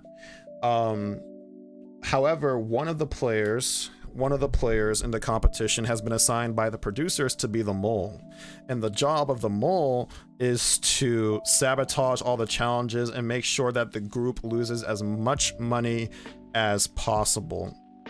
And then the job of the rest of the group is to identify successfully who the mole is, and whoever is able to identify the mole, they get the prize money.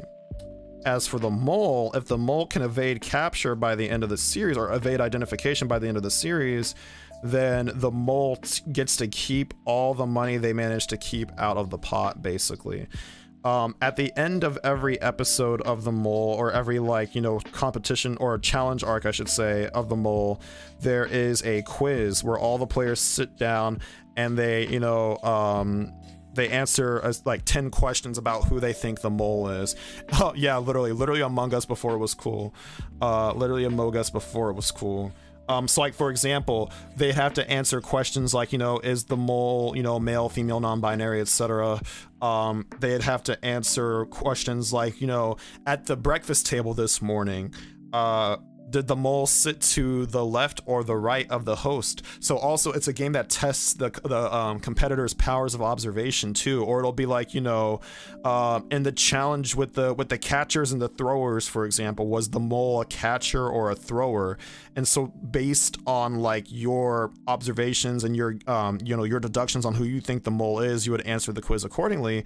And then whichever player gets the most questions wrong or the least amount of questions right on the quiz gets eliminated. And then if it's a tie for the worst score, the person with the slowest completion time on the quiz instead loses and has to go home.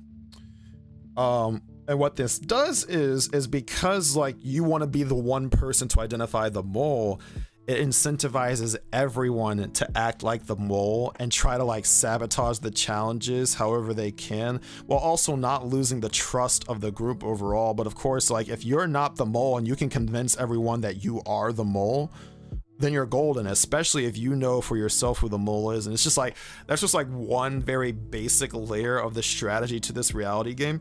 But like, this is what makes it so good, is that there's so many layers to it.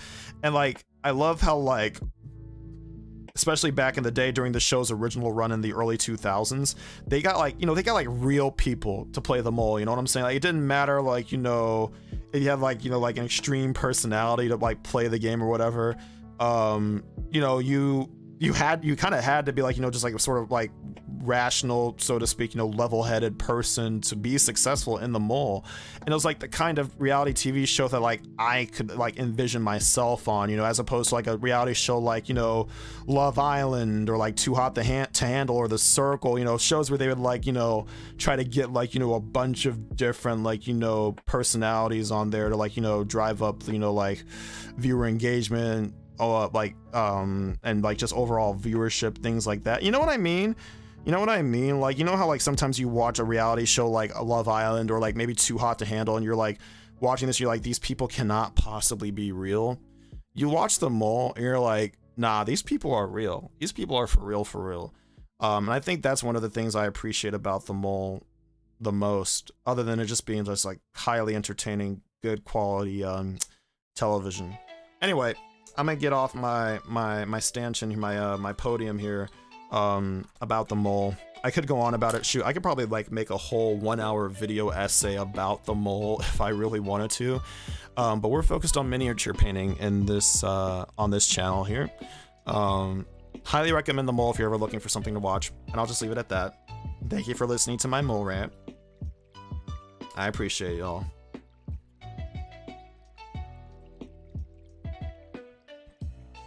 Also take a quick moment once again to plug my subscriber goal located at the 10 out of 10. Thank you, Isabel.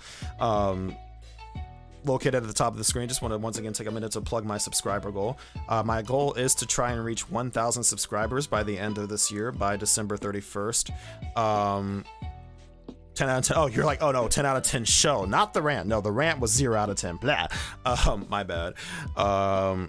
Yes, I am trying to reach 1,000 subscribers by the end of the year. So, you know, if you like what you see here, don't forget to subscribe for yourselves. Don't forget to turn on the notification bell. That way, you know, like when I go live, whenever I upload like a new short, for example. And please share with your friends. We'd love to get more people to join this awesome community of folks and come chill out with us on Thursday nights during my painting streams. So yeah, share with your friends if they're into Warhammer, if they're into miniature painting. Oh, thank you, babe. I appreciate that. The rant was also 10 out of 10. Nice. Always going for the 10 out of 10 rants. We don't do no mid-rants around here, that's for sure. It's the Gemini sun and me talking. Anyway, yes, please remember to share with your friends if you like what you saw here today as well. Spread the love, would be greatly appreciated. And would of course go a long way in supporting me in the growth of this channel. So thanks, guys.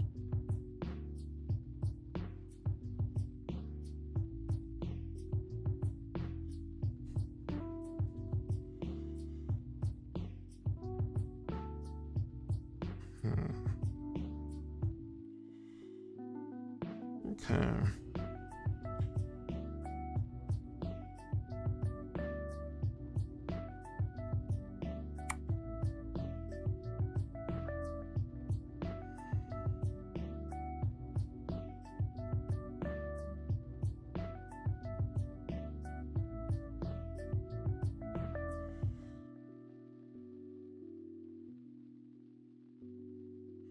God, it feels so good to be just able to sit down and just paint again. It's been a while since I've like sat down and painted a set of minis. I think, let's see, I've completed my, when did I complete my Leagues of Votann Army launch box? I completed that, and you can find pictures of that on my Instagram. I completed that box, I think sometime in like mid-January, and then I kind of went on a painting hiatus as I was like gearing up to start this channel, just so I'd like, you know, have something to paint on stream and stuff, and also I had to focus on like just other things life-wise too. So it's been like, you know, a little over a month since I last really painted anything, and first of all, I'm happy to see that so far things are turning out really well in terms of the overall quality. I mean, I know we're just base coating, but like, you know, base coating being like a foundational step is important to, you know, take care during that time as well. And yeah, so far it's turning out very well. And I just forgot how much like I really do enjoy this, you know, and how much it relaxes me. I appreciate, by the way, the feedback y'all have been giving me. A lot of y'all have told me that you really like coming into the stream to just sort of chill out, or like just have something to like sort of calm you and soothe you, while you're working on other stuff. That was, you know, my intention with this channel, really was to sort of be a source of that. So I appreciate that feedback. I'm glad that I can provide that for y'all. So yeah, shout outs to y'all.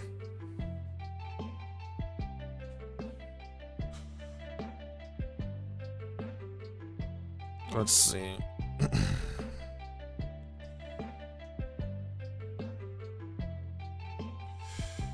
All right.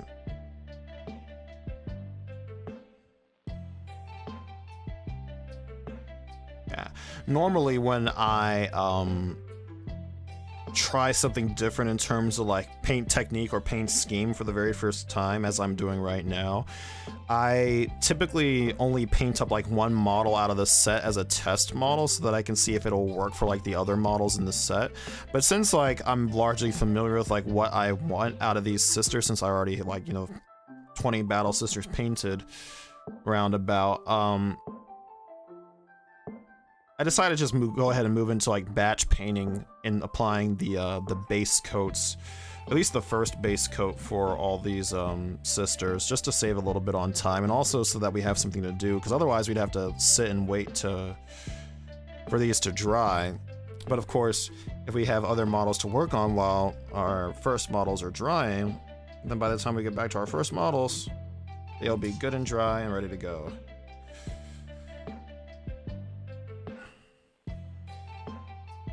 So that is the intent there behind that.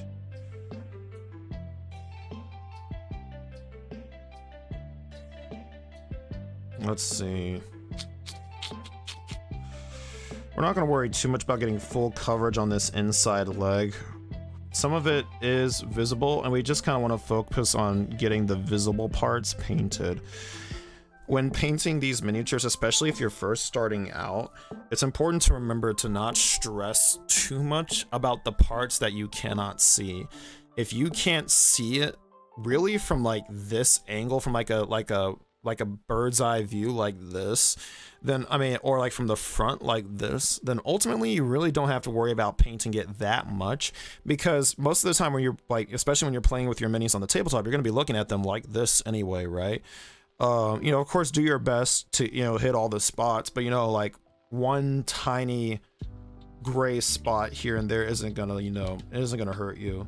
And in fact, that's the main reason why I always recommend to first-time painters, you know, if they're not doing a zenithal prime, I always suggest that you prime black even when you're working with brighter colors. You know, there's like a common painting wisdom that says, like, you know, that says you prime white for your bright base coats and black for your dark base coats, just because then like the under layer will like complement the color more and sort of bring out like the true tone of the color. And while this is valid, the issue and the primary weakness with priming white or any sort of light color in any instance is that if you forget to cover it, it will be immediately obvious, which is not the case for if you prime black. Because what you can always do, even if you prime black and then want to put a bright color on top of it, you can always layer up to that brighter color. Say if you want to like put black on, well, white on top of black, you know, is the most common example. If I want to put white on top of black, you know, I can always just start by laying down a base coat of like a gray, work my way up to a lighter gray, and then slowly but surely ultimately work my way up to the white that I want as my final color up there. And in fact, it's for that reason that, like, for example, I'm not too concerned about having gotten blue paint right here, because I know that this is going to ultimately be covered with a gray base coat anyway, because then that's going to provide the foundation for the white that I want to build up to. That is not the technique I used for my first minis. In fact, I'll show you. I'll bring up the old one again. With this mini, I literally just applied, like, I think this is like 5 base coats of white paint and nothing else underneath it, because I was like, you know, I rushed through this mini and I kind of just wanted to like get it done. And, you know, I did achieve a pretty solid result by applying multiple thin layers, but like ultimately what this lacks when I look at it is like a decent amount of dimension. It's got some dimension, but that comes more so from the sculpt. I want to add more dimension through coloring and painting, so that's what we're going to attempt to do at some point when we get to painting the cloths of these sisters. But again, that's a bridge we'll cross when we get there. We don't have to worry about that so much right this second.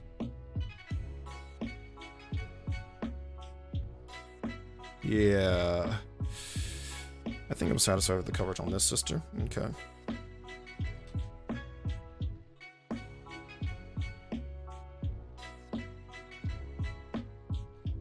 Alright. Last sister to do our first base coat on. Gonna knock off some of this excess gravel. Guess not all of it stuck last time. That's okay. Always fix that later. Alright, here we go. Last sister. Now, this sister doesn't have a helmet, so again, I just gotta make sure I don't paint her head blue, because then that will not work to our advantage later on. You can actually see, like, how useful the zenithal highlight effect is. Like, if you just look at her face, you see how, like, the zenithal highlight brings out the definition in her face. Let me see if I can get that to be a bit more sharply focused. There we go. Yeah. See, that looks dope. So that's another big reason why we wanted to zenithal prime these to begin with, because then we could see some detail that might not have even been like immediately obvious to us before the first go around, or while we were building, you know. Helps inform our painting later on. But yeah.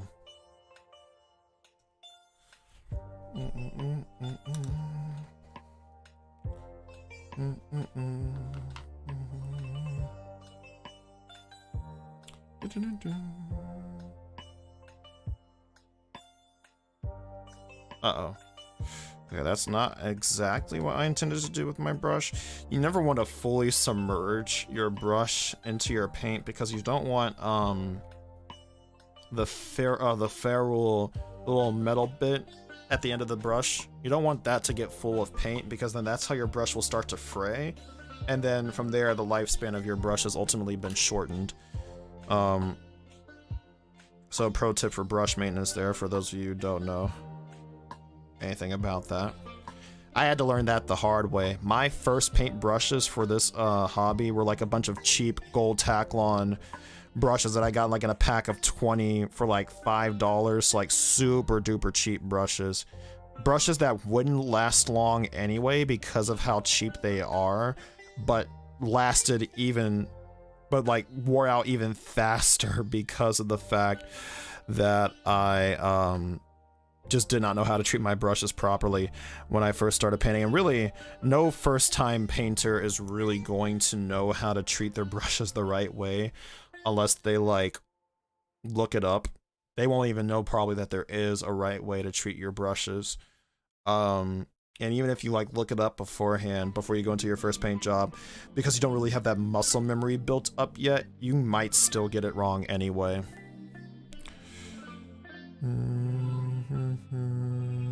So that's the thing with like working with your hands, right? Is it takes muscle memory sometimes to get good at whatever it is that you're doing with them.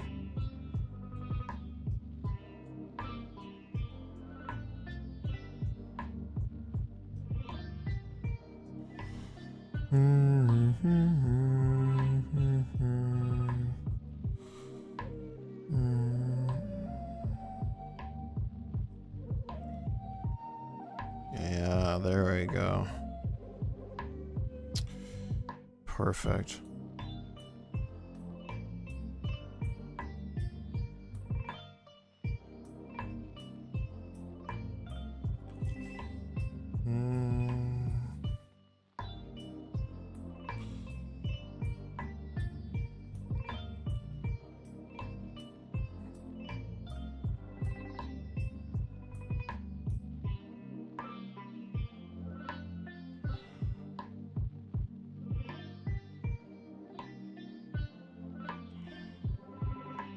Let's see here.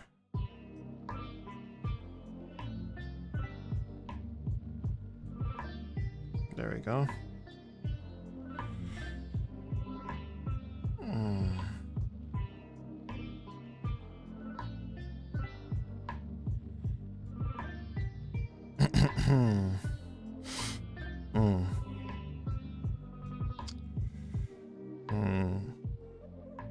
I know I've been a little quieter than usual tonight, but that's just because painting takes up a little bit more concentration than building. But that's okay. If y'all send messages, of course I will reply all the same.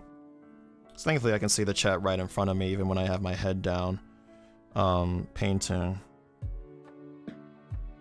So I won't miss y'all's messages.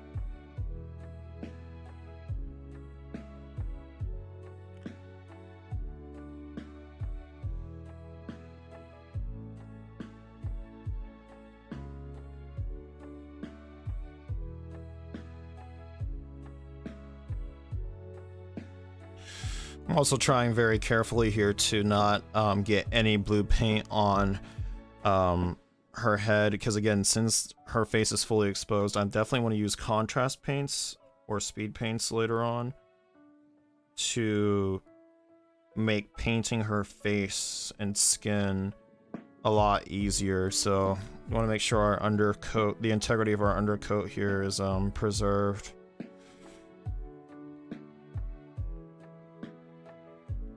To make that easier for myself later on. It definitely takes a decent amount of like planning in order to like have a successful paint job. Like, you never want to go into it like with no idea. You love this blue, it looks so good. Oh, I'm glad. Yeah, this blue is really nice. Like I said, these are the first minis I've ever actually used this blue on. I bought it as an option to have for my Leagues of Votan for like a blue accent color for their for the cloth of their suits. I ultimately didn't end up using it though because I thought it was too like I thought the blue was too saturated, but for these gals it is absolutely perfect. This is exactly what I wanted out of this blue. But I was saying is that, you know, it's important to go into every paint job with a plan of what you're going to do, you know, deciding what your color scheme is and whatnot. You know, like everything in life, it will require a little bit of improv in certain moments. But ultimately, you don't want to have zero clue what's going on when painting. And you want to like be able to think ahead to like, okay, like if these colors are going to be layered on together in this part, then can I afford to make mistakes here and there? Am I going to have to like fix them immediately, you know? Things like that. Important to just have an overall strategy. All right, so we've got all 10 first base coats done. Yeah, we got all 10 first base coats done, and we're looking pretty good on time. I want to make sure we get out of here on time tonight at 10 o'clock on the dot. So I think what I'm going to do now is we are going to just start applying some first base coats, and then I want to try some second base coats of the blue. And then what I want to do after that is I want to try the Dragonov Nightshade idea that I brought up earlier in order to pull the blue a bit darker and see how that looks. And I'm going to try that only on one model in case it goes horribly wrong. Oh, there's my palette.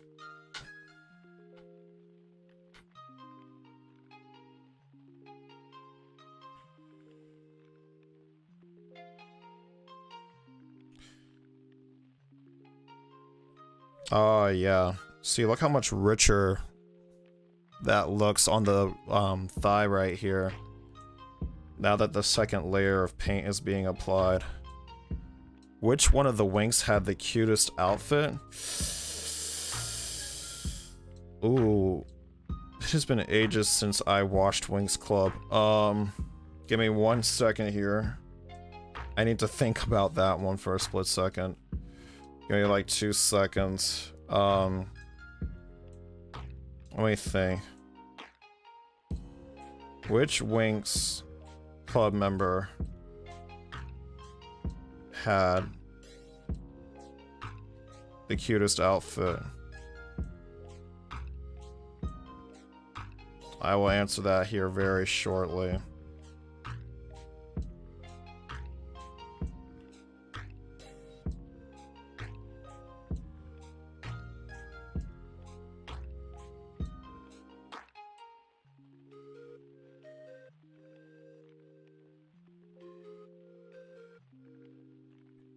Give me 1 second.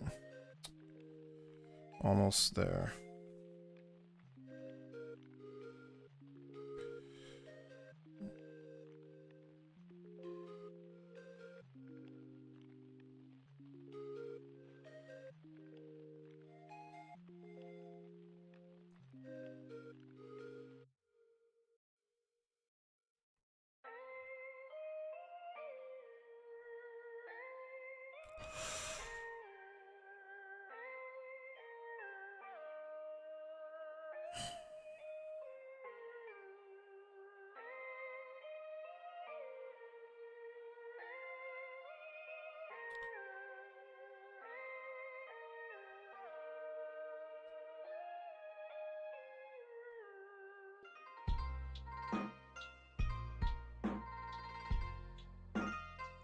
Alright, get that there. And that there. Okay. Janine, to answer your question, let me think. Let me see.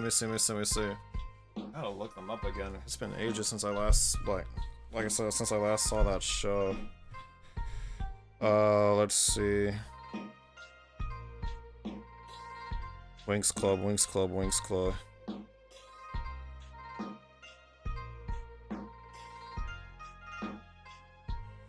Yeah, yeah,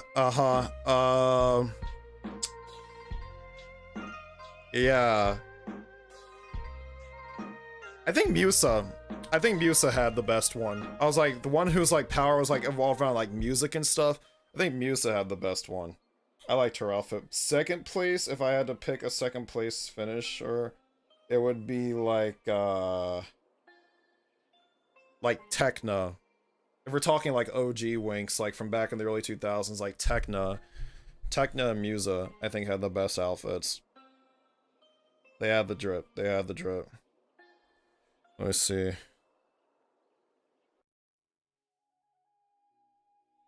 Yeah. Mm-hmm. Yeah, those are my answers. What about you, Janine? What do you think?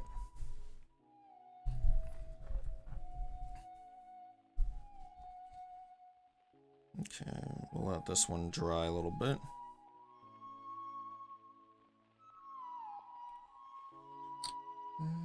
Tekna was my fave. Nice. Good choice.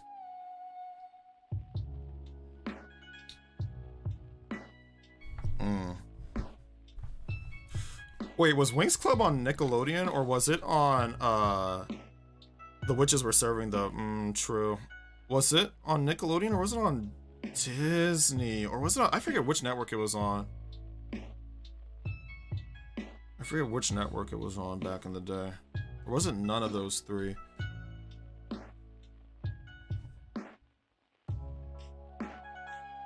Darcy was the best. Yeah. Yeah, I agree. I saw a picture of her when I was looking it up on my phone just now. It's like, oh yeah, I remember her. I remember Darcy.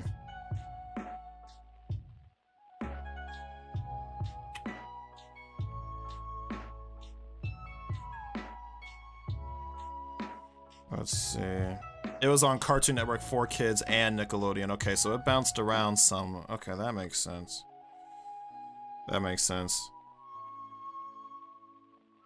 I need to go back and figure out where I can watch Witch. That show was goated. I know we talked about this last time, but I don't think we talked like in detail. I freaking loved that show as a kid.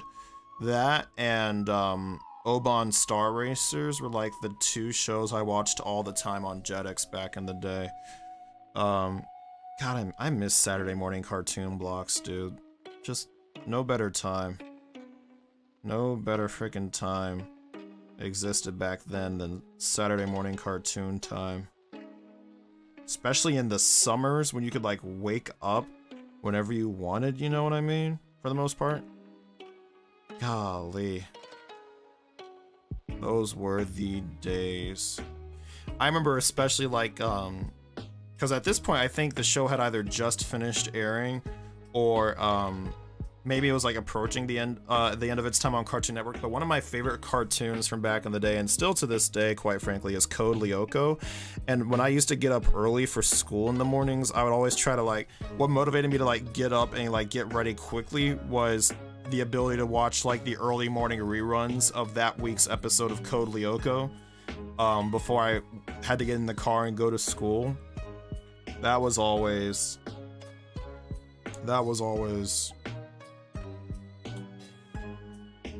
a good time. That was always a good time. For sure, for sure.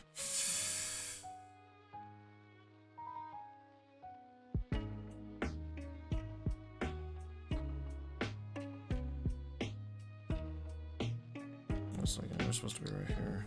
There we go.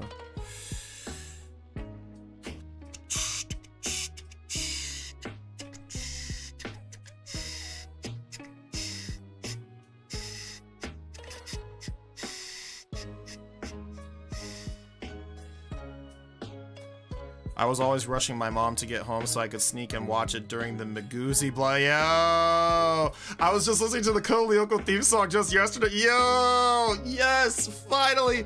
Oh my god, I always get so happy when other people remember Code Lyoko, because sometimes I tell people like, hey, did you watch Code Lyoko as a kid? And they're like, the hell is a Code Lyoko?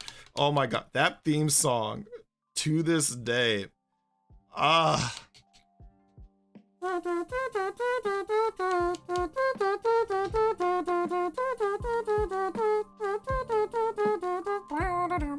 forget. Sorry. Okay, I gotta stop. I love Code Lyoko. That show is so good. I was so happy when Netflix got their hands on it, and also too, you know, after you know a while, Cartoon Network gave the rights to the show back to the original creators of the show, and you can actually find the entire thing on like their official YouTube channel for free. And this was even before Netflix got it, because I remember I did like a rewatch of the series like years ago when they first re-uploaded it. I think that was like when also in my freshman year of college too. I don't exactly remember, but yeah, no, that yeah, wait, Janine, dude, for real? Wait, when were you gonna wait, when was this? I tried to arrange it for orchestra in high school? No way. God, I wish they could have. I wish they would have like. I wish you could have like gone through with that, or like I wish they like I wish they like performed that then if that's the case. Holy shit. Yeah, the Code Lyoko theme song frickin' slaps. Like they did not have to go that hard for us, but they really did. I used to also play like a bunch of the Code Lyoko video games too. Like I think I still have somewhere lying around here my Fall of Xana DS cartridge. Potentially, I'm not entirely sure. I'll have to like look into that, but junior, senior year. Okay, gotcha. Dang. That's cool though. We performed the, oh, that's right, y'all did perform your arrangement of the Arrow theme. I remember that. Yeah. That was dope. I remember listening to that when y'all performed it live. That was so cool.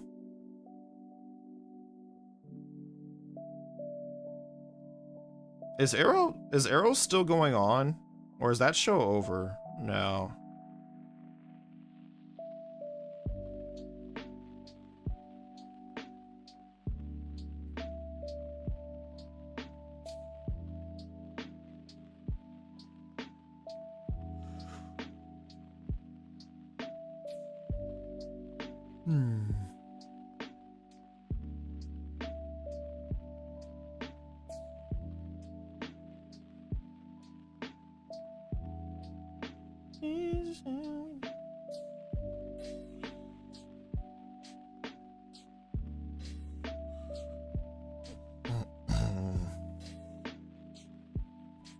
Oh, I'll drop that.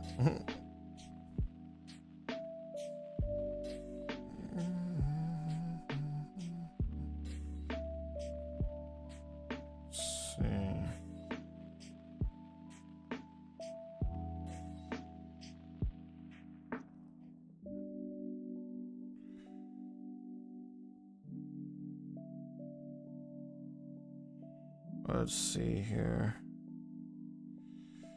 Okay.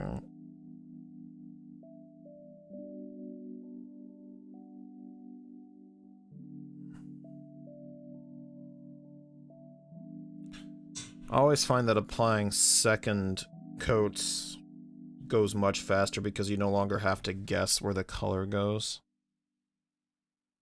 It's very simple,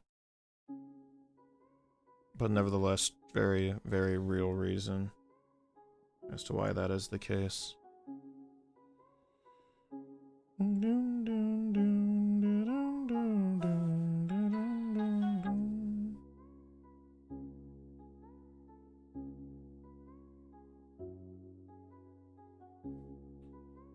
Okay.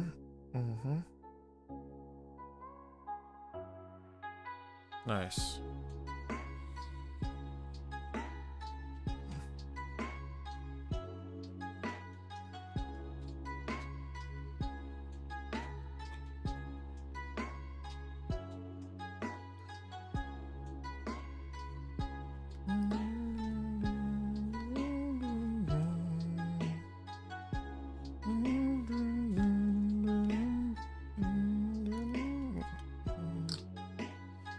And also, I'll just point this out real quick too. Let me zoom in a little bit here. So you can see right away, when is it an acceptable time to go to sleep? Whenever you're ready to go to sleep, of course.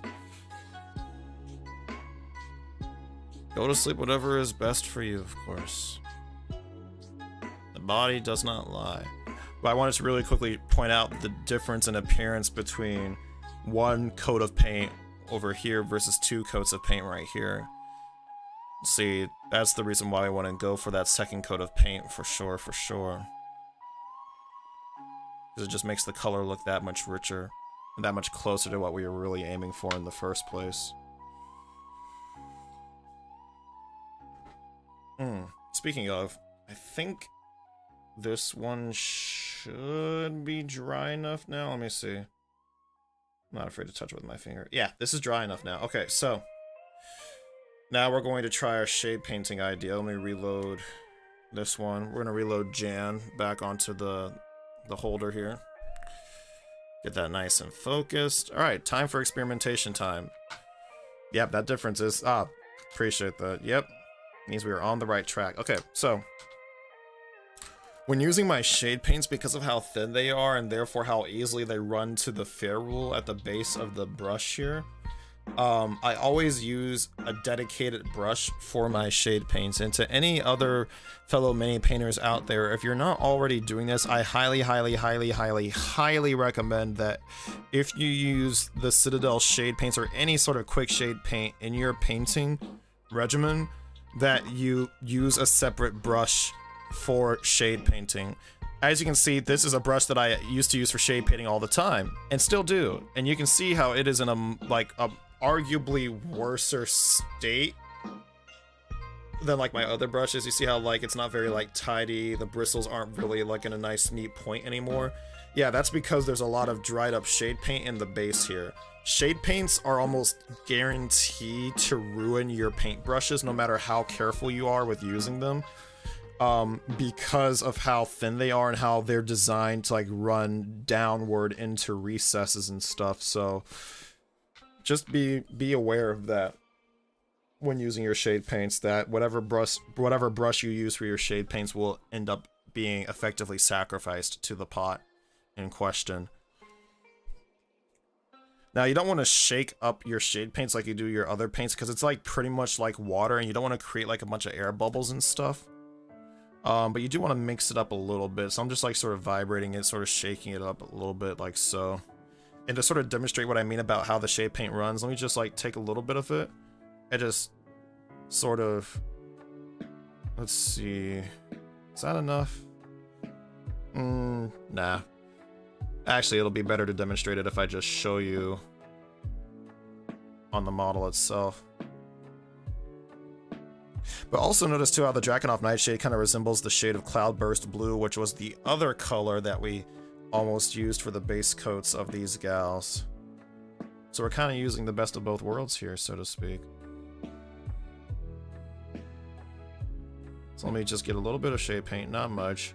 The key to a shade paint too is to get a lot of it as well, and unlike contrast paints, once you put some down, you can move it around to your liking until you're ready for it to settle where it is. But yeah, let's give this a shot, I guess.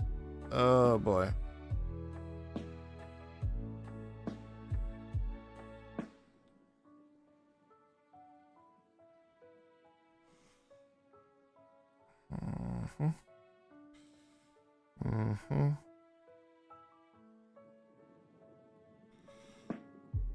Okay.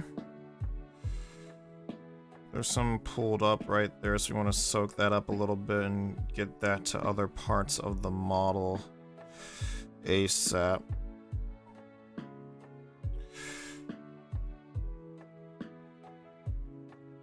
But yeah, you'll notice that as I apply the shade paint, how it just makes a lot of the details we've already painted on top of just pop a little bit more than they were already. because shade paint is specifically designed to seek out the deepest recesses of your model and just fill those in automatically for you without much effort on your part. They really like make the model pop and come to life, and it's for that reason alone that hobbyists tend to refer to the Citadel shade paints, especially Null Oil, which is like pretty universal in its use because it's black, as liquid skill, because it like immediately improves like the appearance of your painting through very little effort or skill at all. It's like a little bit of liquid skill all bottled up for your convenience right there.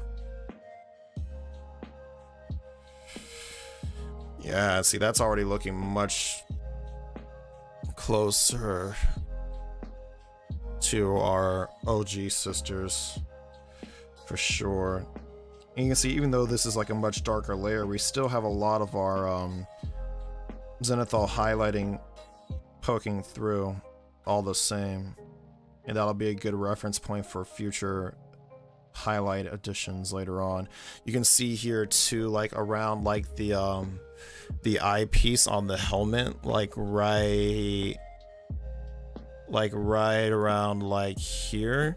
You see that outline right there, where the eyes, where like the faceplate meets the skull part of the helmet, or like the big part of the helmet. Yeah, that's the shade paint in action right there. That is the shade paint in action right there. For sure, for sure. You can kind of see the difference between like, and the definition between the two. It's much more subtle. Like here's the other sister that has just the two coats of Celestium blue with no shade paint. And then here is the one with the shade paint and the two coats of Celestium. Sorry, I'm just trying to get these in focus so y'all can see. It's a little subtle. It's a little subtle, but hopefully y'all can see the difference not only in like hue of the blue now, but also like the amount of like detailing that's popping out.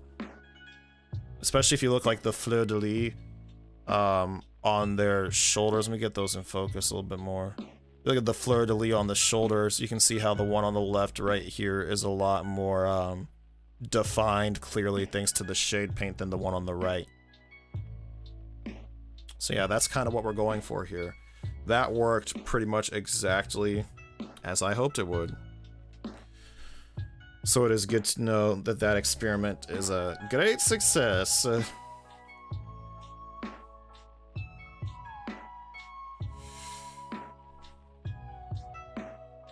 Pull back out here. Cool. Alright, so now that we know that that works, we don't have to stress about whether or not that'll work when we get to that step. So now I am free to continue with the rest of the second base coating. We have about 45 minutes left here before we end the stream for the night, so that's good. We are making good progress anyway. I'll tell you what, before I got my airbrush, like if I didn't have my airbrush, King in the Castle, if I didn't have my airbrush, sorry, I love Borat. Those movies, both of them are just so freaking hilarious to me. But anyway, I was gonna say that, you know, before I had my airbrush, like I would still be like priming my middies right now if I didn't have my airbrush. Having an airbrush has like sped up my process so much. So like, even though to me it's like, to y'all it might look like, oh, we only got through like, you know, a few base coats here and there tonight. To me, I'm like, oh, we are moving full steam ahead. Because ultimately the process of painting is a slow, deliberate one. You know, if you want to get the best results out of your efforts, you know. And so, you know, I will happily, you know, take my time when it comes to like the application of my skill set, but you know, it would also be nice to save time where possible. You know, instead of spending like, you know, 3 hours priming minis, I could spend like 1 hour instead. Maybe like an hour and a half tops, you know.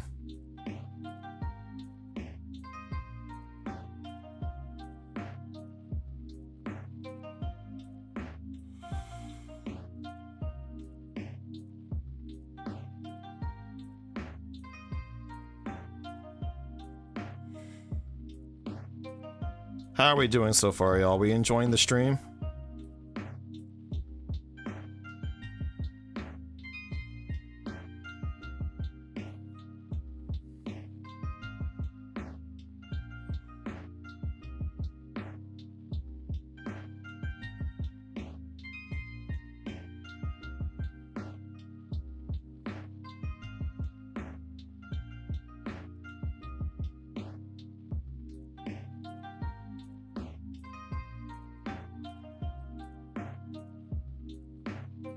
Yay, I'm glad. Glad y'all are having a nice chill time.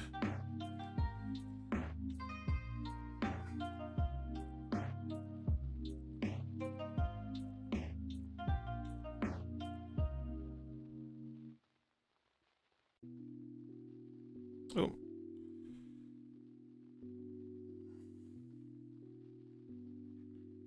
I'm glad you're enjoying seeing the process. Oh, thank you, Milk Dreams. I appreciate that. I'm glad you find the stream relaxing. I really appreciate y'all's support.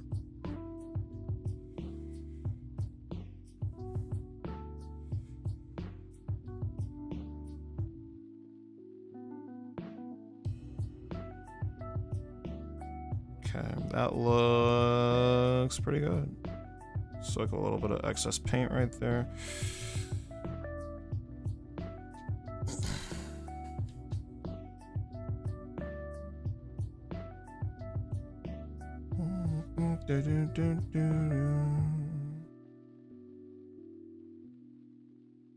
Okay, nice, that looks good. So I just gotta remember when I eventually get back to the shading step that Jan already has paint, shade paint on her, and that she doesn't need anymore.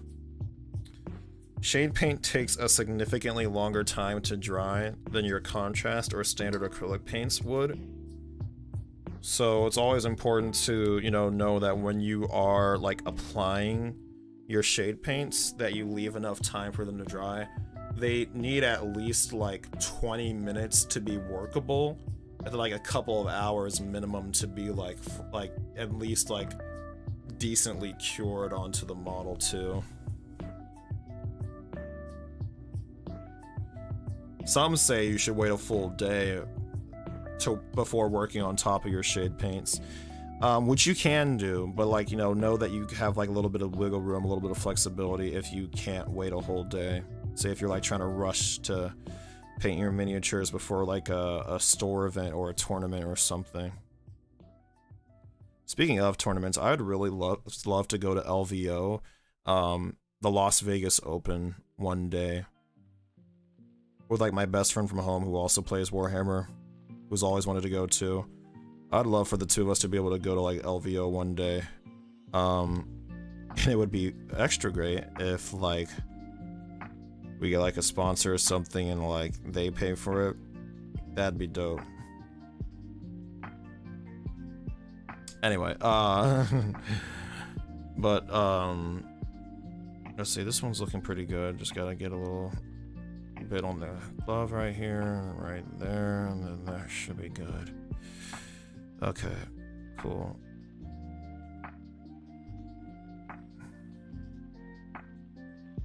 Did I get the legs? I guess I did. I see wet paint here. Another reason why it's important to be organized with your painting is that it helps you to keep track of which parts of the model you've already painted, especially like when you're applying second coats and stuff.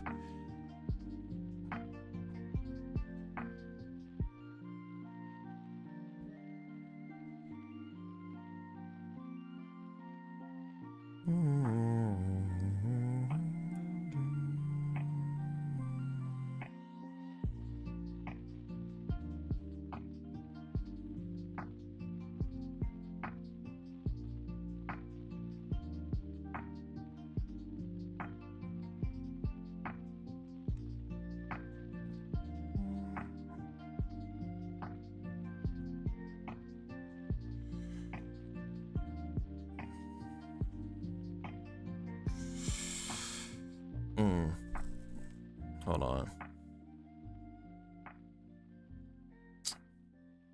Everything.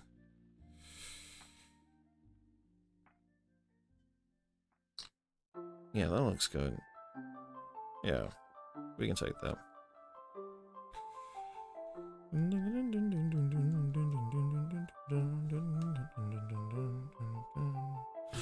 See, so we can see right here on top of this helmet, I must have accidentally doubled back on my paint when I was painting it earlier because got some tearing happening right here. Not the best, but we'll be okay. We will be okay. We'll start with the pack here. Cover that first since I'm looking at it.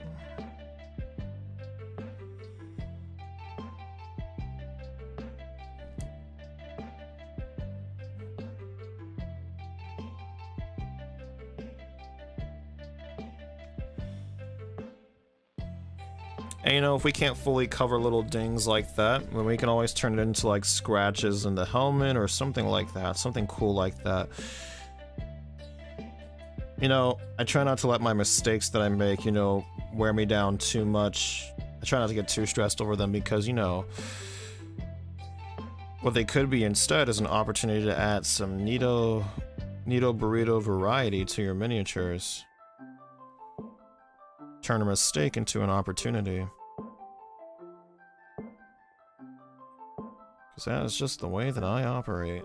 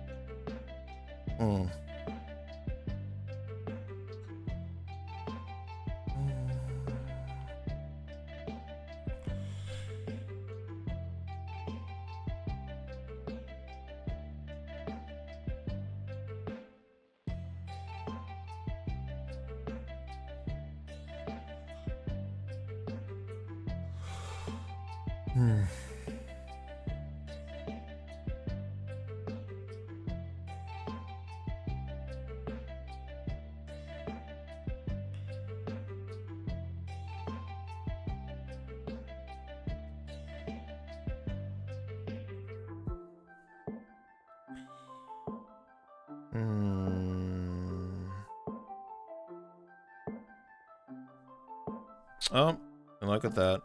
I missed the inside of the far leg right there. Right there. That's fine. We're gonna reach in there, we're gonna try and grab that real quick. Hold on, I completely destroyed that glob of paint. I did not mean to dip it in the water like that. Hold on.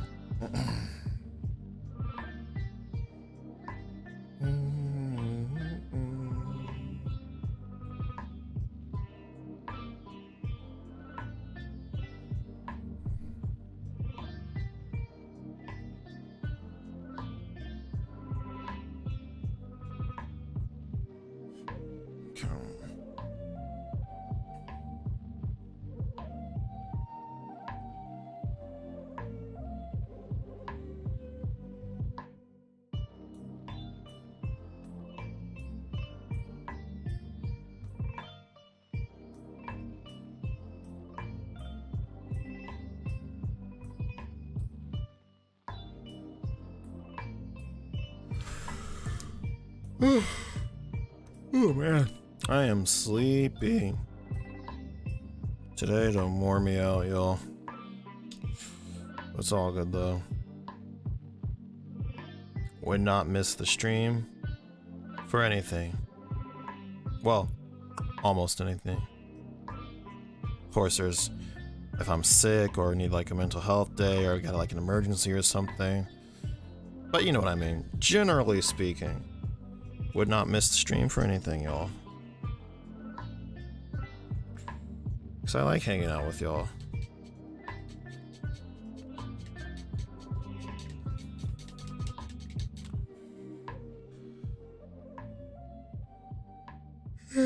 Oh boy.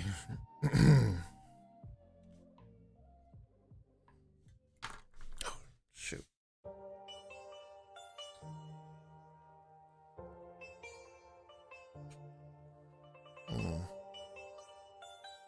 I need to stretch my back real quick.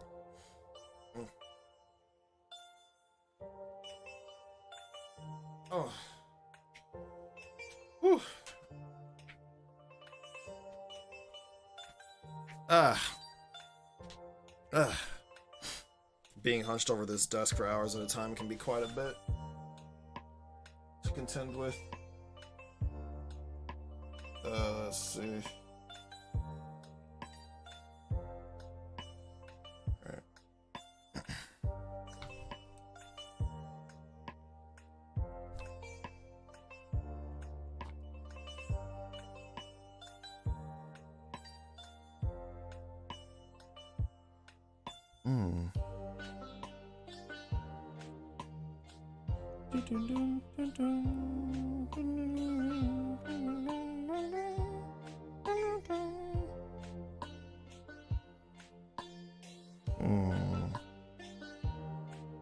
You know what? I'm gonna set this money aside right now because I just decided I'm gonna try something.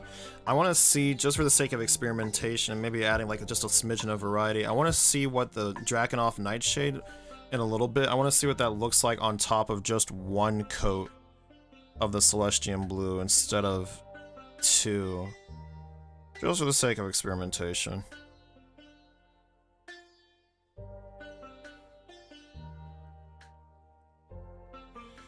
Just curious. When trying out something that you've never done before, it's also important to just keep an open mind and keep yourself curious. You know, stick to your plan by all means, but also, like, if something comes up and won't, like, utterly destroy your paint job, seemingly, and, you know, try it out. Give it a shot. There are ways you can go back and fix it later if it ends up not being worth it.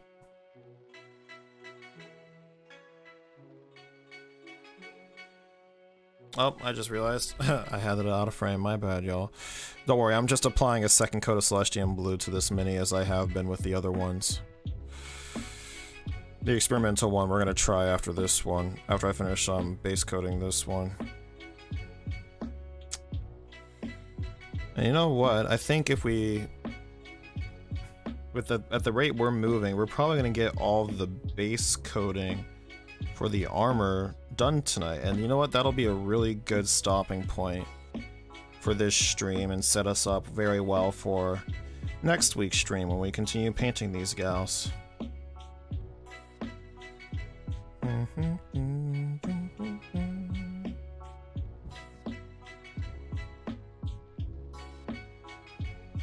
Oh, and I just realized I forgot to paint her gloves. I gotta go because I'm overwhelmingly EP, but thank you so much for the stream. Had a great time. Progress looks great. Good night, everyone. Okay, good night, Erica. Hope you sleep well.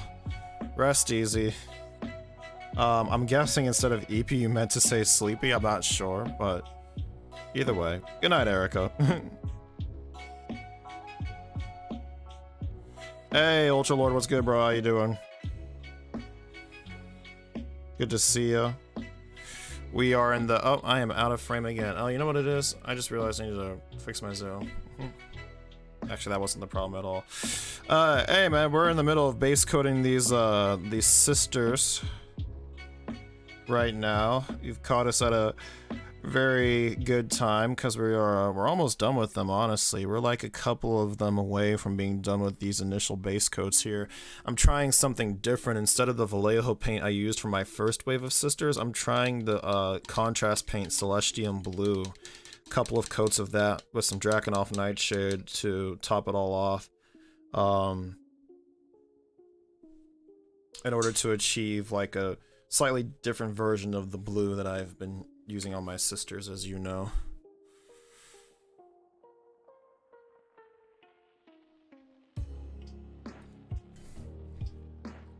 So let me make sure I keep putting them down in the right order. Okay, time for the experiment. Time to see what Drakenhof Nightshade looks like on top of one coat of the Celestian Blue instead of two. Swap back to our shading brush. Close that so we don't spill anything.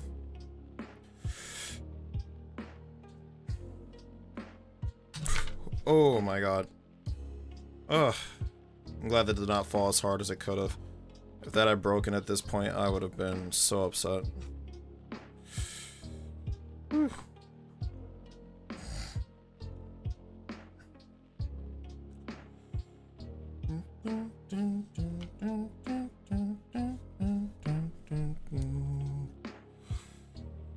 Yeah.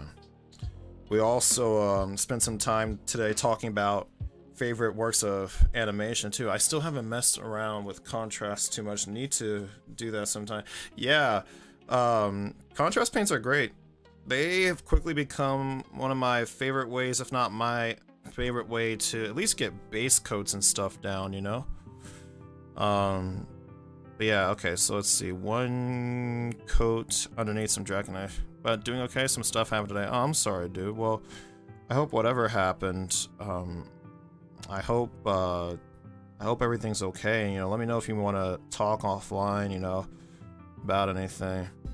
And I'm here for you, dog. Because I know you're kind of going through it with school right now and everything. So yeah, let me know if you want to chat about it or anything. You know, me and the rest of the guys are here for you, dude.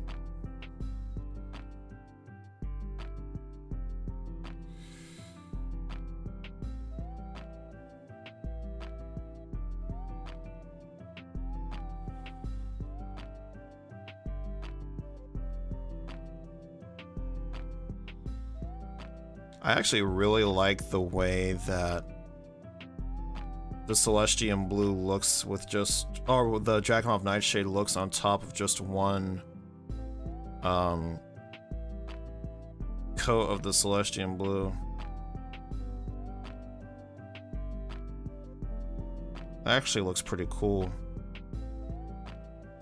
Yeah. Interesting.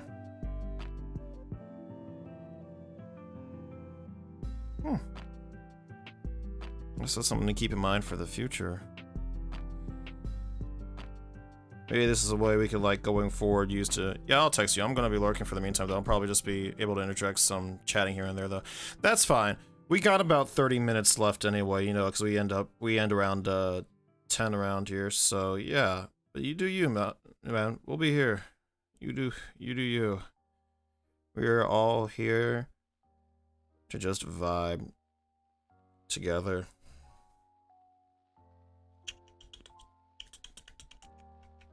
Yeah, that looks pretty good. Maybe I didn't have to apply 2 coats of the Celestian Blue to all of these. And in fact, maybe I won't for these last 3. I don't know, just to make it some little bit of like color variety in the collection here. I don't know.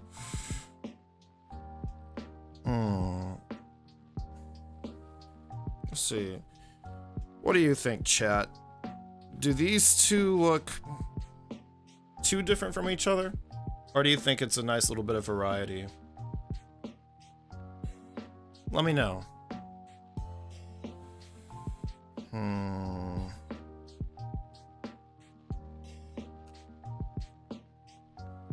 Ugh. I stretch my back again.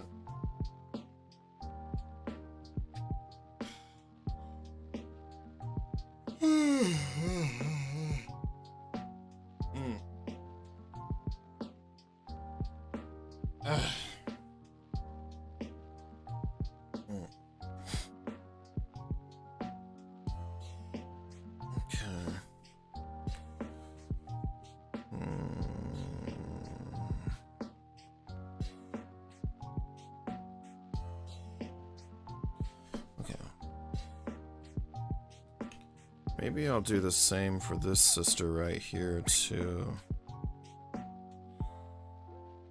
Yeah, because also hers is already a little bit dark, too. Her base coat here is already a little bit dark anyway, so... Let's see how this one looks.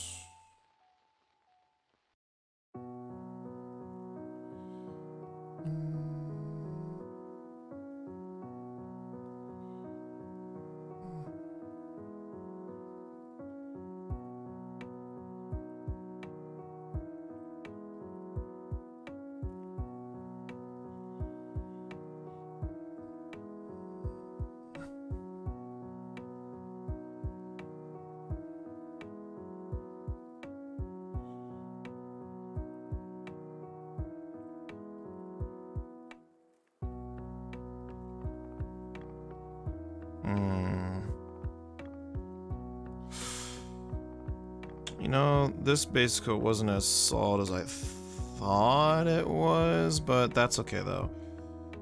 We can and will roll with it for the time being. So disregard my last question, chat, because I kind of just found the answer for myself too, which is that combining two really solid thin coats makes for an even more solid combined coat, and so is worth doing almost every time.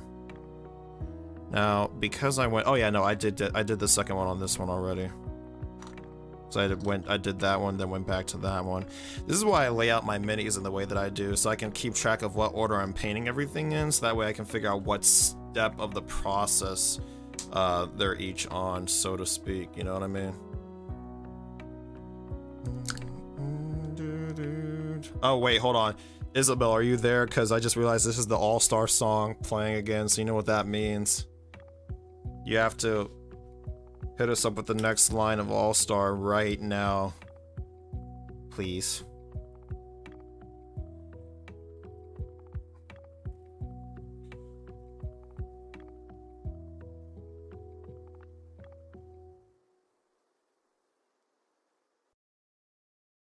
Alas, it is too late.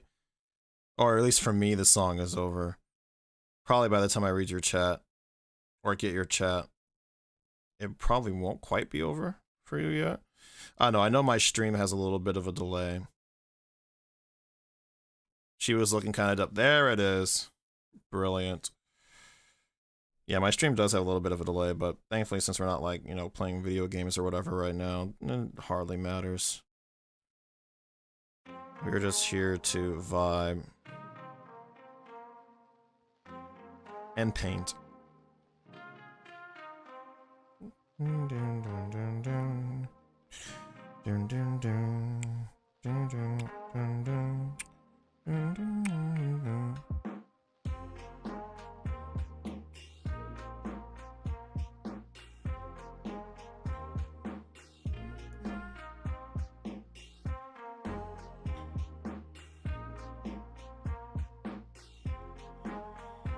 Okay. For those of you who haven't been here for any of the past, either of the past two streams, basically there's a song in this Stream Beats playlist that sounds a little bit like the chord, that has like the same chord progression as All Star by Smash Mouth, and so what Isabel's been doing every time is, like, every time it plays, she's been sending like a different line of the actual All Star song in the chat. It's hilarious. It's just one of a few inside jokes we have here at Chimera Games. Did I paint this leg? Just in case I didn't. I don't think I did, but just to be thorough. Yeah, I definitely did not. Okay, good thing I went back for that.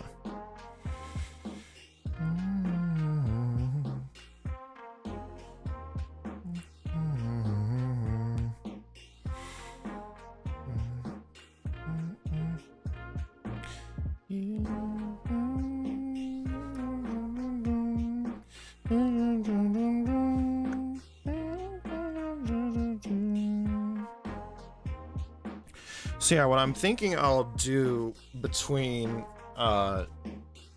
tonight's stream and next week's stream is I will apply, since I've already demonstrated it for you all, so you all got to see what it looked like, I will apply the shade paint to all the remaining models that haven't gotten their dosage of shade paint yet. And then I will report back next week, and we will add we'll block out the different colors for different parts of the rest of the model. Because we are now slowly but surely reaching the end of our time here tonight, so... And we've got all of our base coats applied. So I might... let's see, we got like, what? Like 15 minutes before I'll bring us to the end here. I think I can do a decent amount of shading in the meantime, between time. If we don't finish it all beforehand, that's cool too. We got no deadlines here. Like I mentioned in my very first stream, these sisters are part of my escalation to 2,000 points worth of sisters. So, since I don't have any 2,000 point games coming up in the near future, it's not urgent that I get these done, you know, in the near future or anything like that. I can kind of move at whatever pace I want to with this project until, of course, a 2,000 point game comes up that I really want to play in, which is not likely. I like playing at 1,500 points, and I've got 1,500 points worth of sisters ready and raring to go. Is it the best list? No, not really, but it's my list, all the same, made of all the units I think look cool. And it's only up from here once we get this, all the rest of my sister's kits painted up, you know?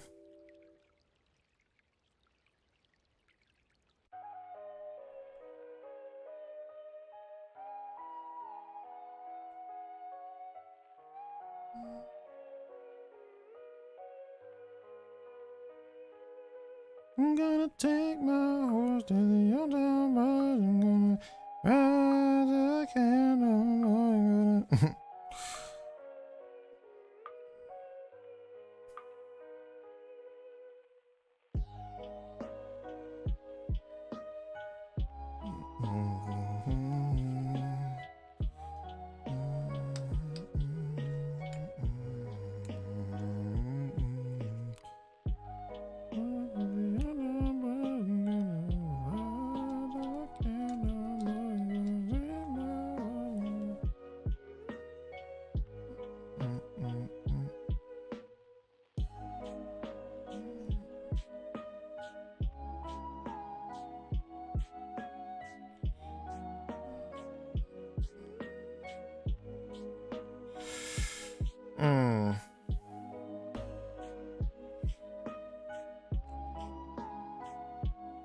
I just bit my tongue by mistake. That did not feel good.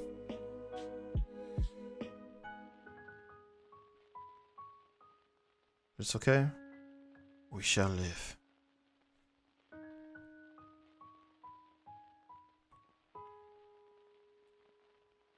Okay.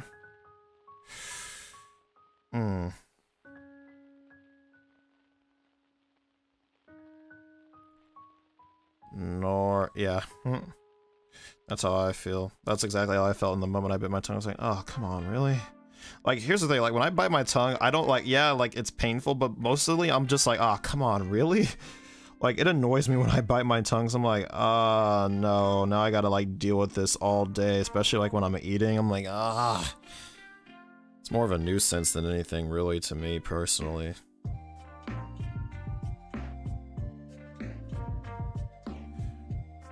As you can see, all the sisters with their helmets on are much easier, much faster to paint, typically, than the non-helmeted sisters, so we don't have to, like, be as cautious around their face. So we are moving right along with shading the rest of these sisters that have not but their helmets on. Okay.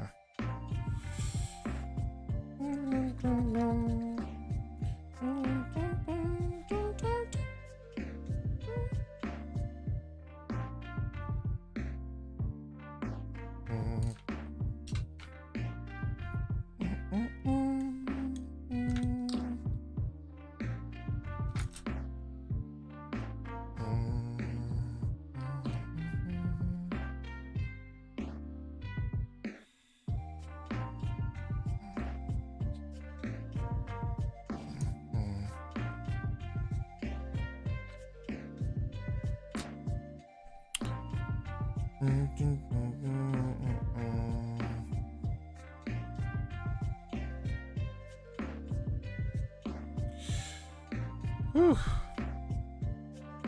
Yeah, that's looking good.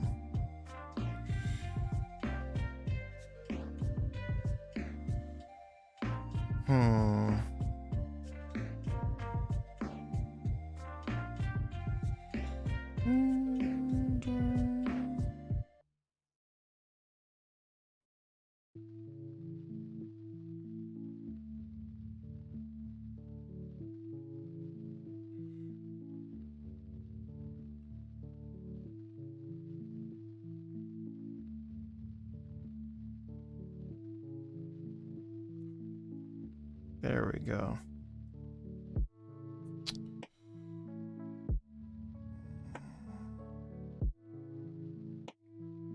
Nice. Okay. Okay.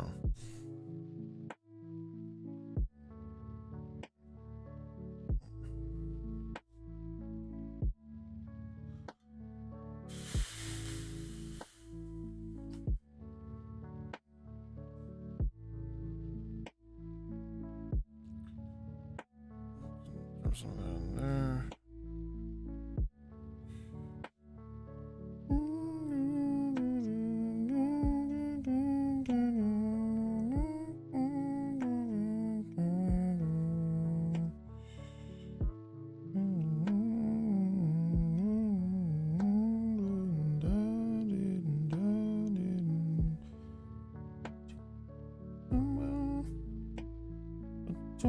First night of September.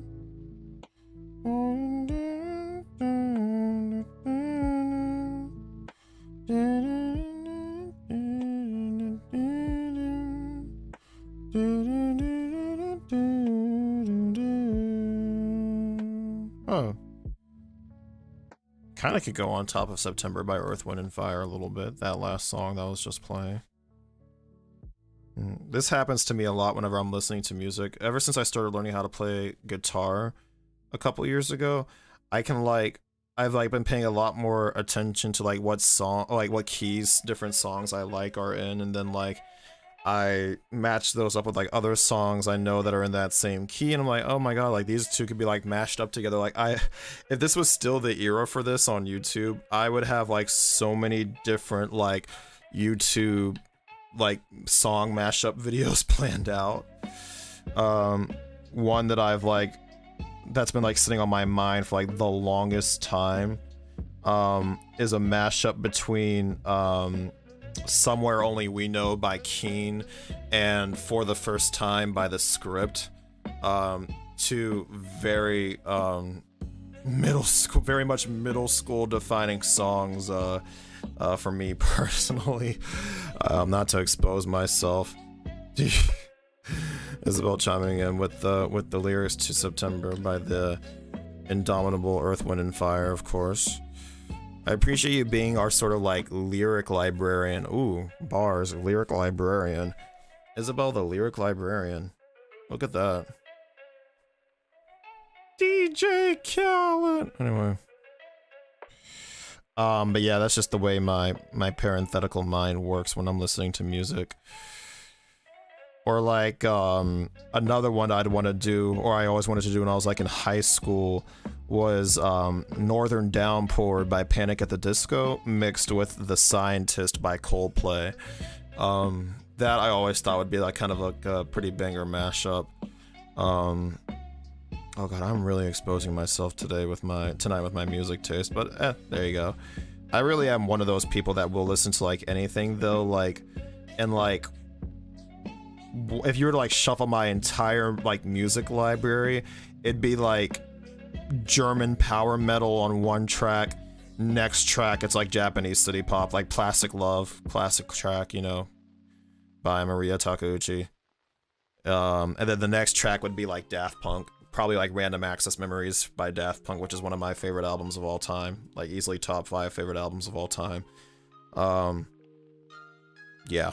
What are some of y'all's favorite albums of all time, out of curiosity? There's that one for me. There's American Idiot is another certified banger to me. To Pimp a Butterfly by Kendrick is also another one for me too. Igor by Tyler, the Creator, another one I really love. Oh, my all-time favorite is Now We Can See by the Thermals, which is my favorite band of all time. Those guys will always have my whole heart. For sure, for sure. Even though they're not a band, even though they disbanded like years and years ago. Highly recommend their music to those of you that are watching. Their song, Now We Can See, which is the title track of the album I just mentioned, is my favorite song of all time. So if you like want to learn more about me as a person and who I am as a person, listen to that track. Also listen to their entire album, The Body, the Blood, the Machine. That track frickin' or that album frickin' tracks. In fact, while I was in theater, did I say tracks? That album frickin' slaps. That's what I was trying to say. When I was in theater school, I was in a class about like the history of like the American musical, and for that class we had to write a final paper that was 10 pages long about pretty much anything we wanted related to musical theater. And so I wrote out like my I wrote a concept, I wrote a treatment for a jukebox musical based on that album, The Body, the Blood, the Machine. And I got an A on it. My teacher really liked it. And, yeah, to me, it's actually one of my favorite things I've ever written, really. It's like one of the, like, few times I got to talk about something that I was, like, genuinely super duper excited about for, like, a school assignment. But yeah, The Body, the Blood, the Machine by the Thermals. Great track. If you played the Skate video games back in the day, especially Skate 3, you might recognize some of the tracks on that album, especially A Pillar of Salt by the Thermals. That's probably one of their most, if not their most iconic track, because it was featured in that game back in the day. Skate games were dope as hell, especially Skate 3. I loved Skate 3 when I was younger.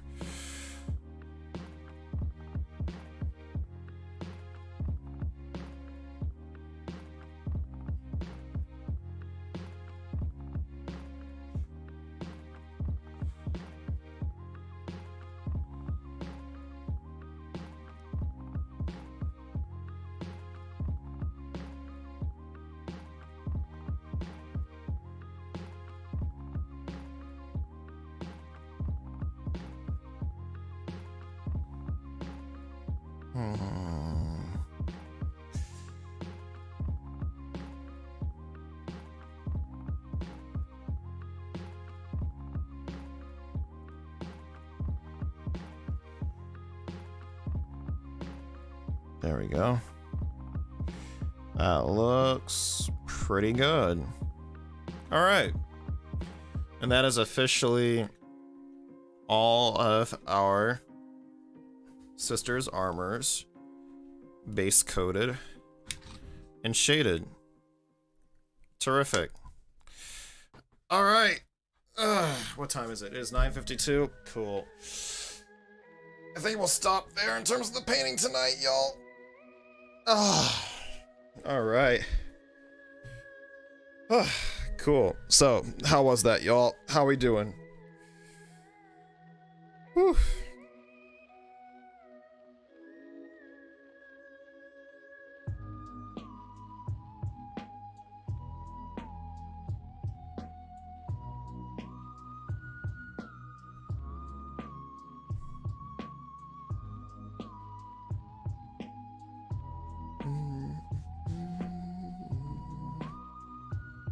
Great success. Great success. Yes.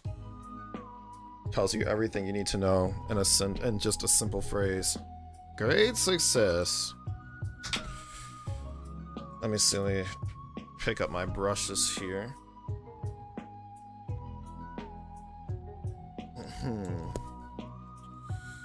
Make sure that these are all good, good, good. Isabel says, excellent. Terrific. Terrific, terrific, terrific. Alright, let's just get some cleanup here. I keep all my brushes tied together that I actually use for like on a regular basis. I keep them all like tied together with with one of my girlfriend's hair ties that she conveniently left behind here one time when she was hanging out. Figured if they're gonna get left behind, might as well put them to use, right? So in case, babe, you're watching and you're looking for a hair tie, I got one of them right here. Anyway, alright, I think that'll do it for tonight's stream, y'all. Thank you so much for joining me tonight. Of course, as always, I really enjoyed hanging out with you all. Especially want to give a shout out to, let me see. Definitely want to give a shout out to Milk Dreams. For being our newest friend to join us. was great meeting you, Milk Dreams. I hope you enjoyed the stream. Thank you so much for stopping by. Hey, I'm not a thief. I didn't have to steal it. You made it that easy for me. What can I say? But yes, Milk Dreams, our new friend Milk Dreams, thank you so much for joining us. Isabel, Zeal, Jordan, Janine, Erica, Gray, Ultra Lord, all y'all, thank you so much for joining me tonight as always. Of course, I appreciate getting to hang out with y'all every Thursday night. We'll be back next week, same bat time, same bat channel at 7 p.m. Eastern Standard Time for another stream. We're going to continue on with painting these Sisters of Battle and see how far we get in the next 3 hours worth of painting. Until then, I hope you all have a good rest of your night or evening or even afternoon, depending on where you are in the world, or maybe it's the early morning for you, in which case I hope you have a very excellent start to your day. And I'll catch y'all next time. Peace out, y'all.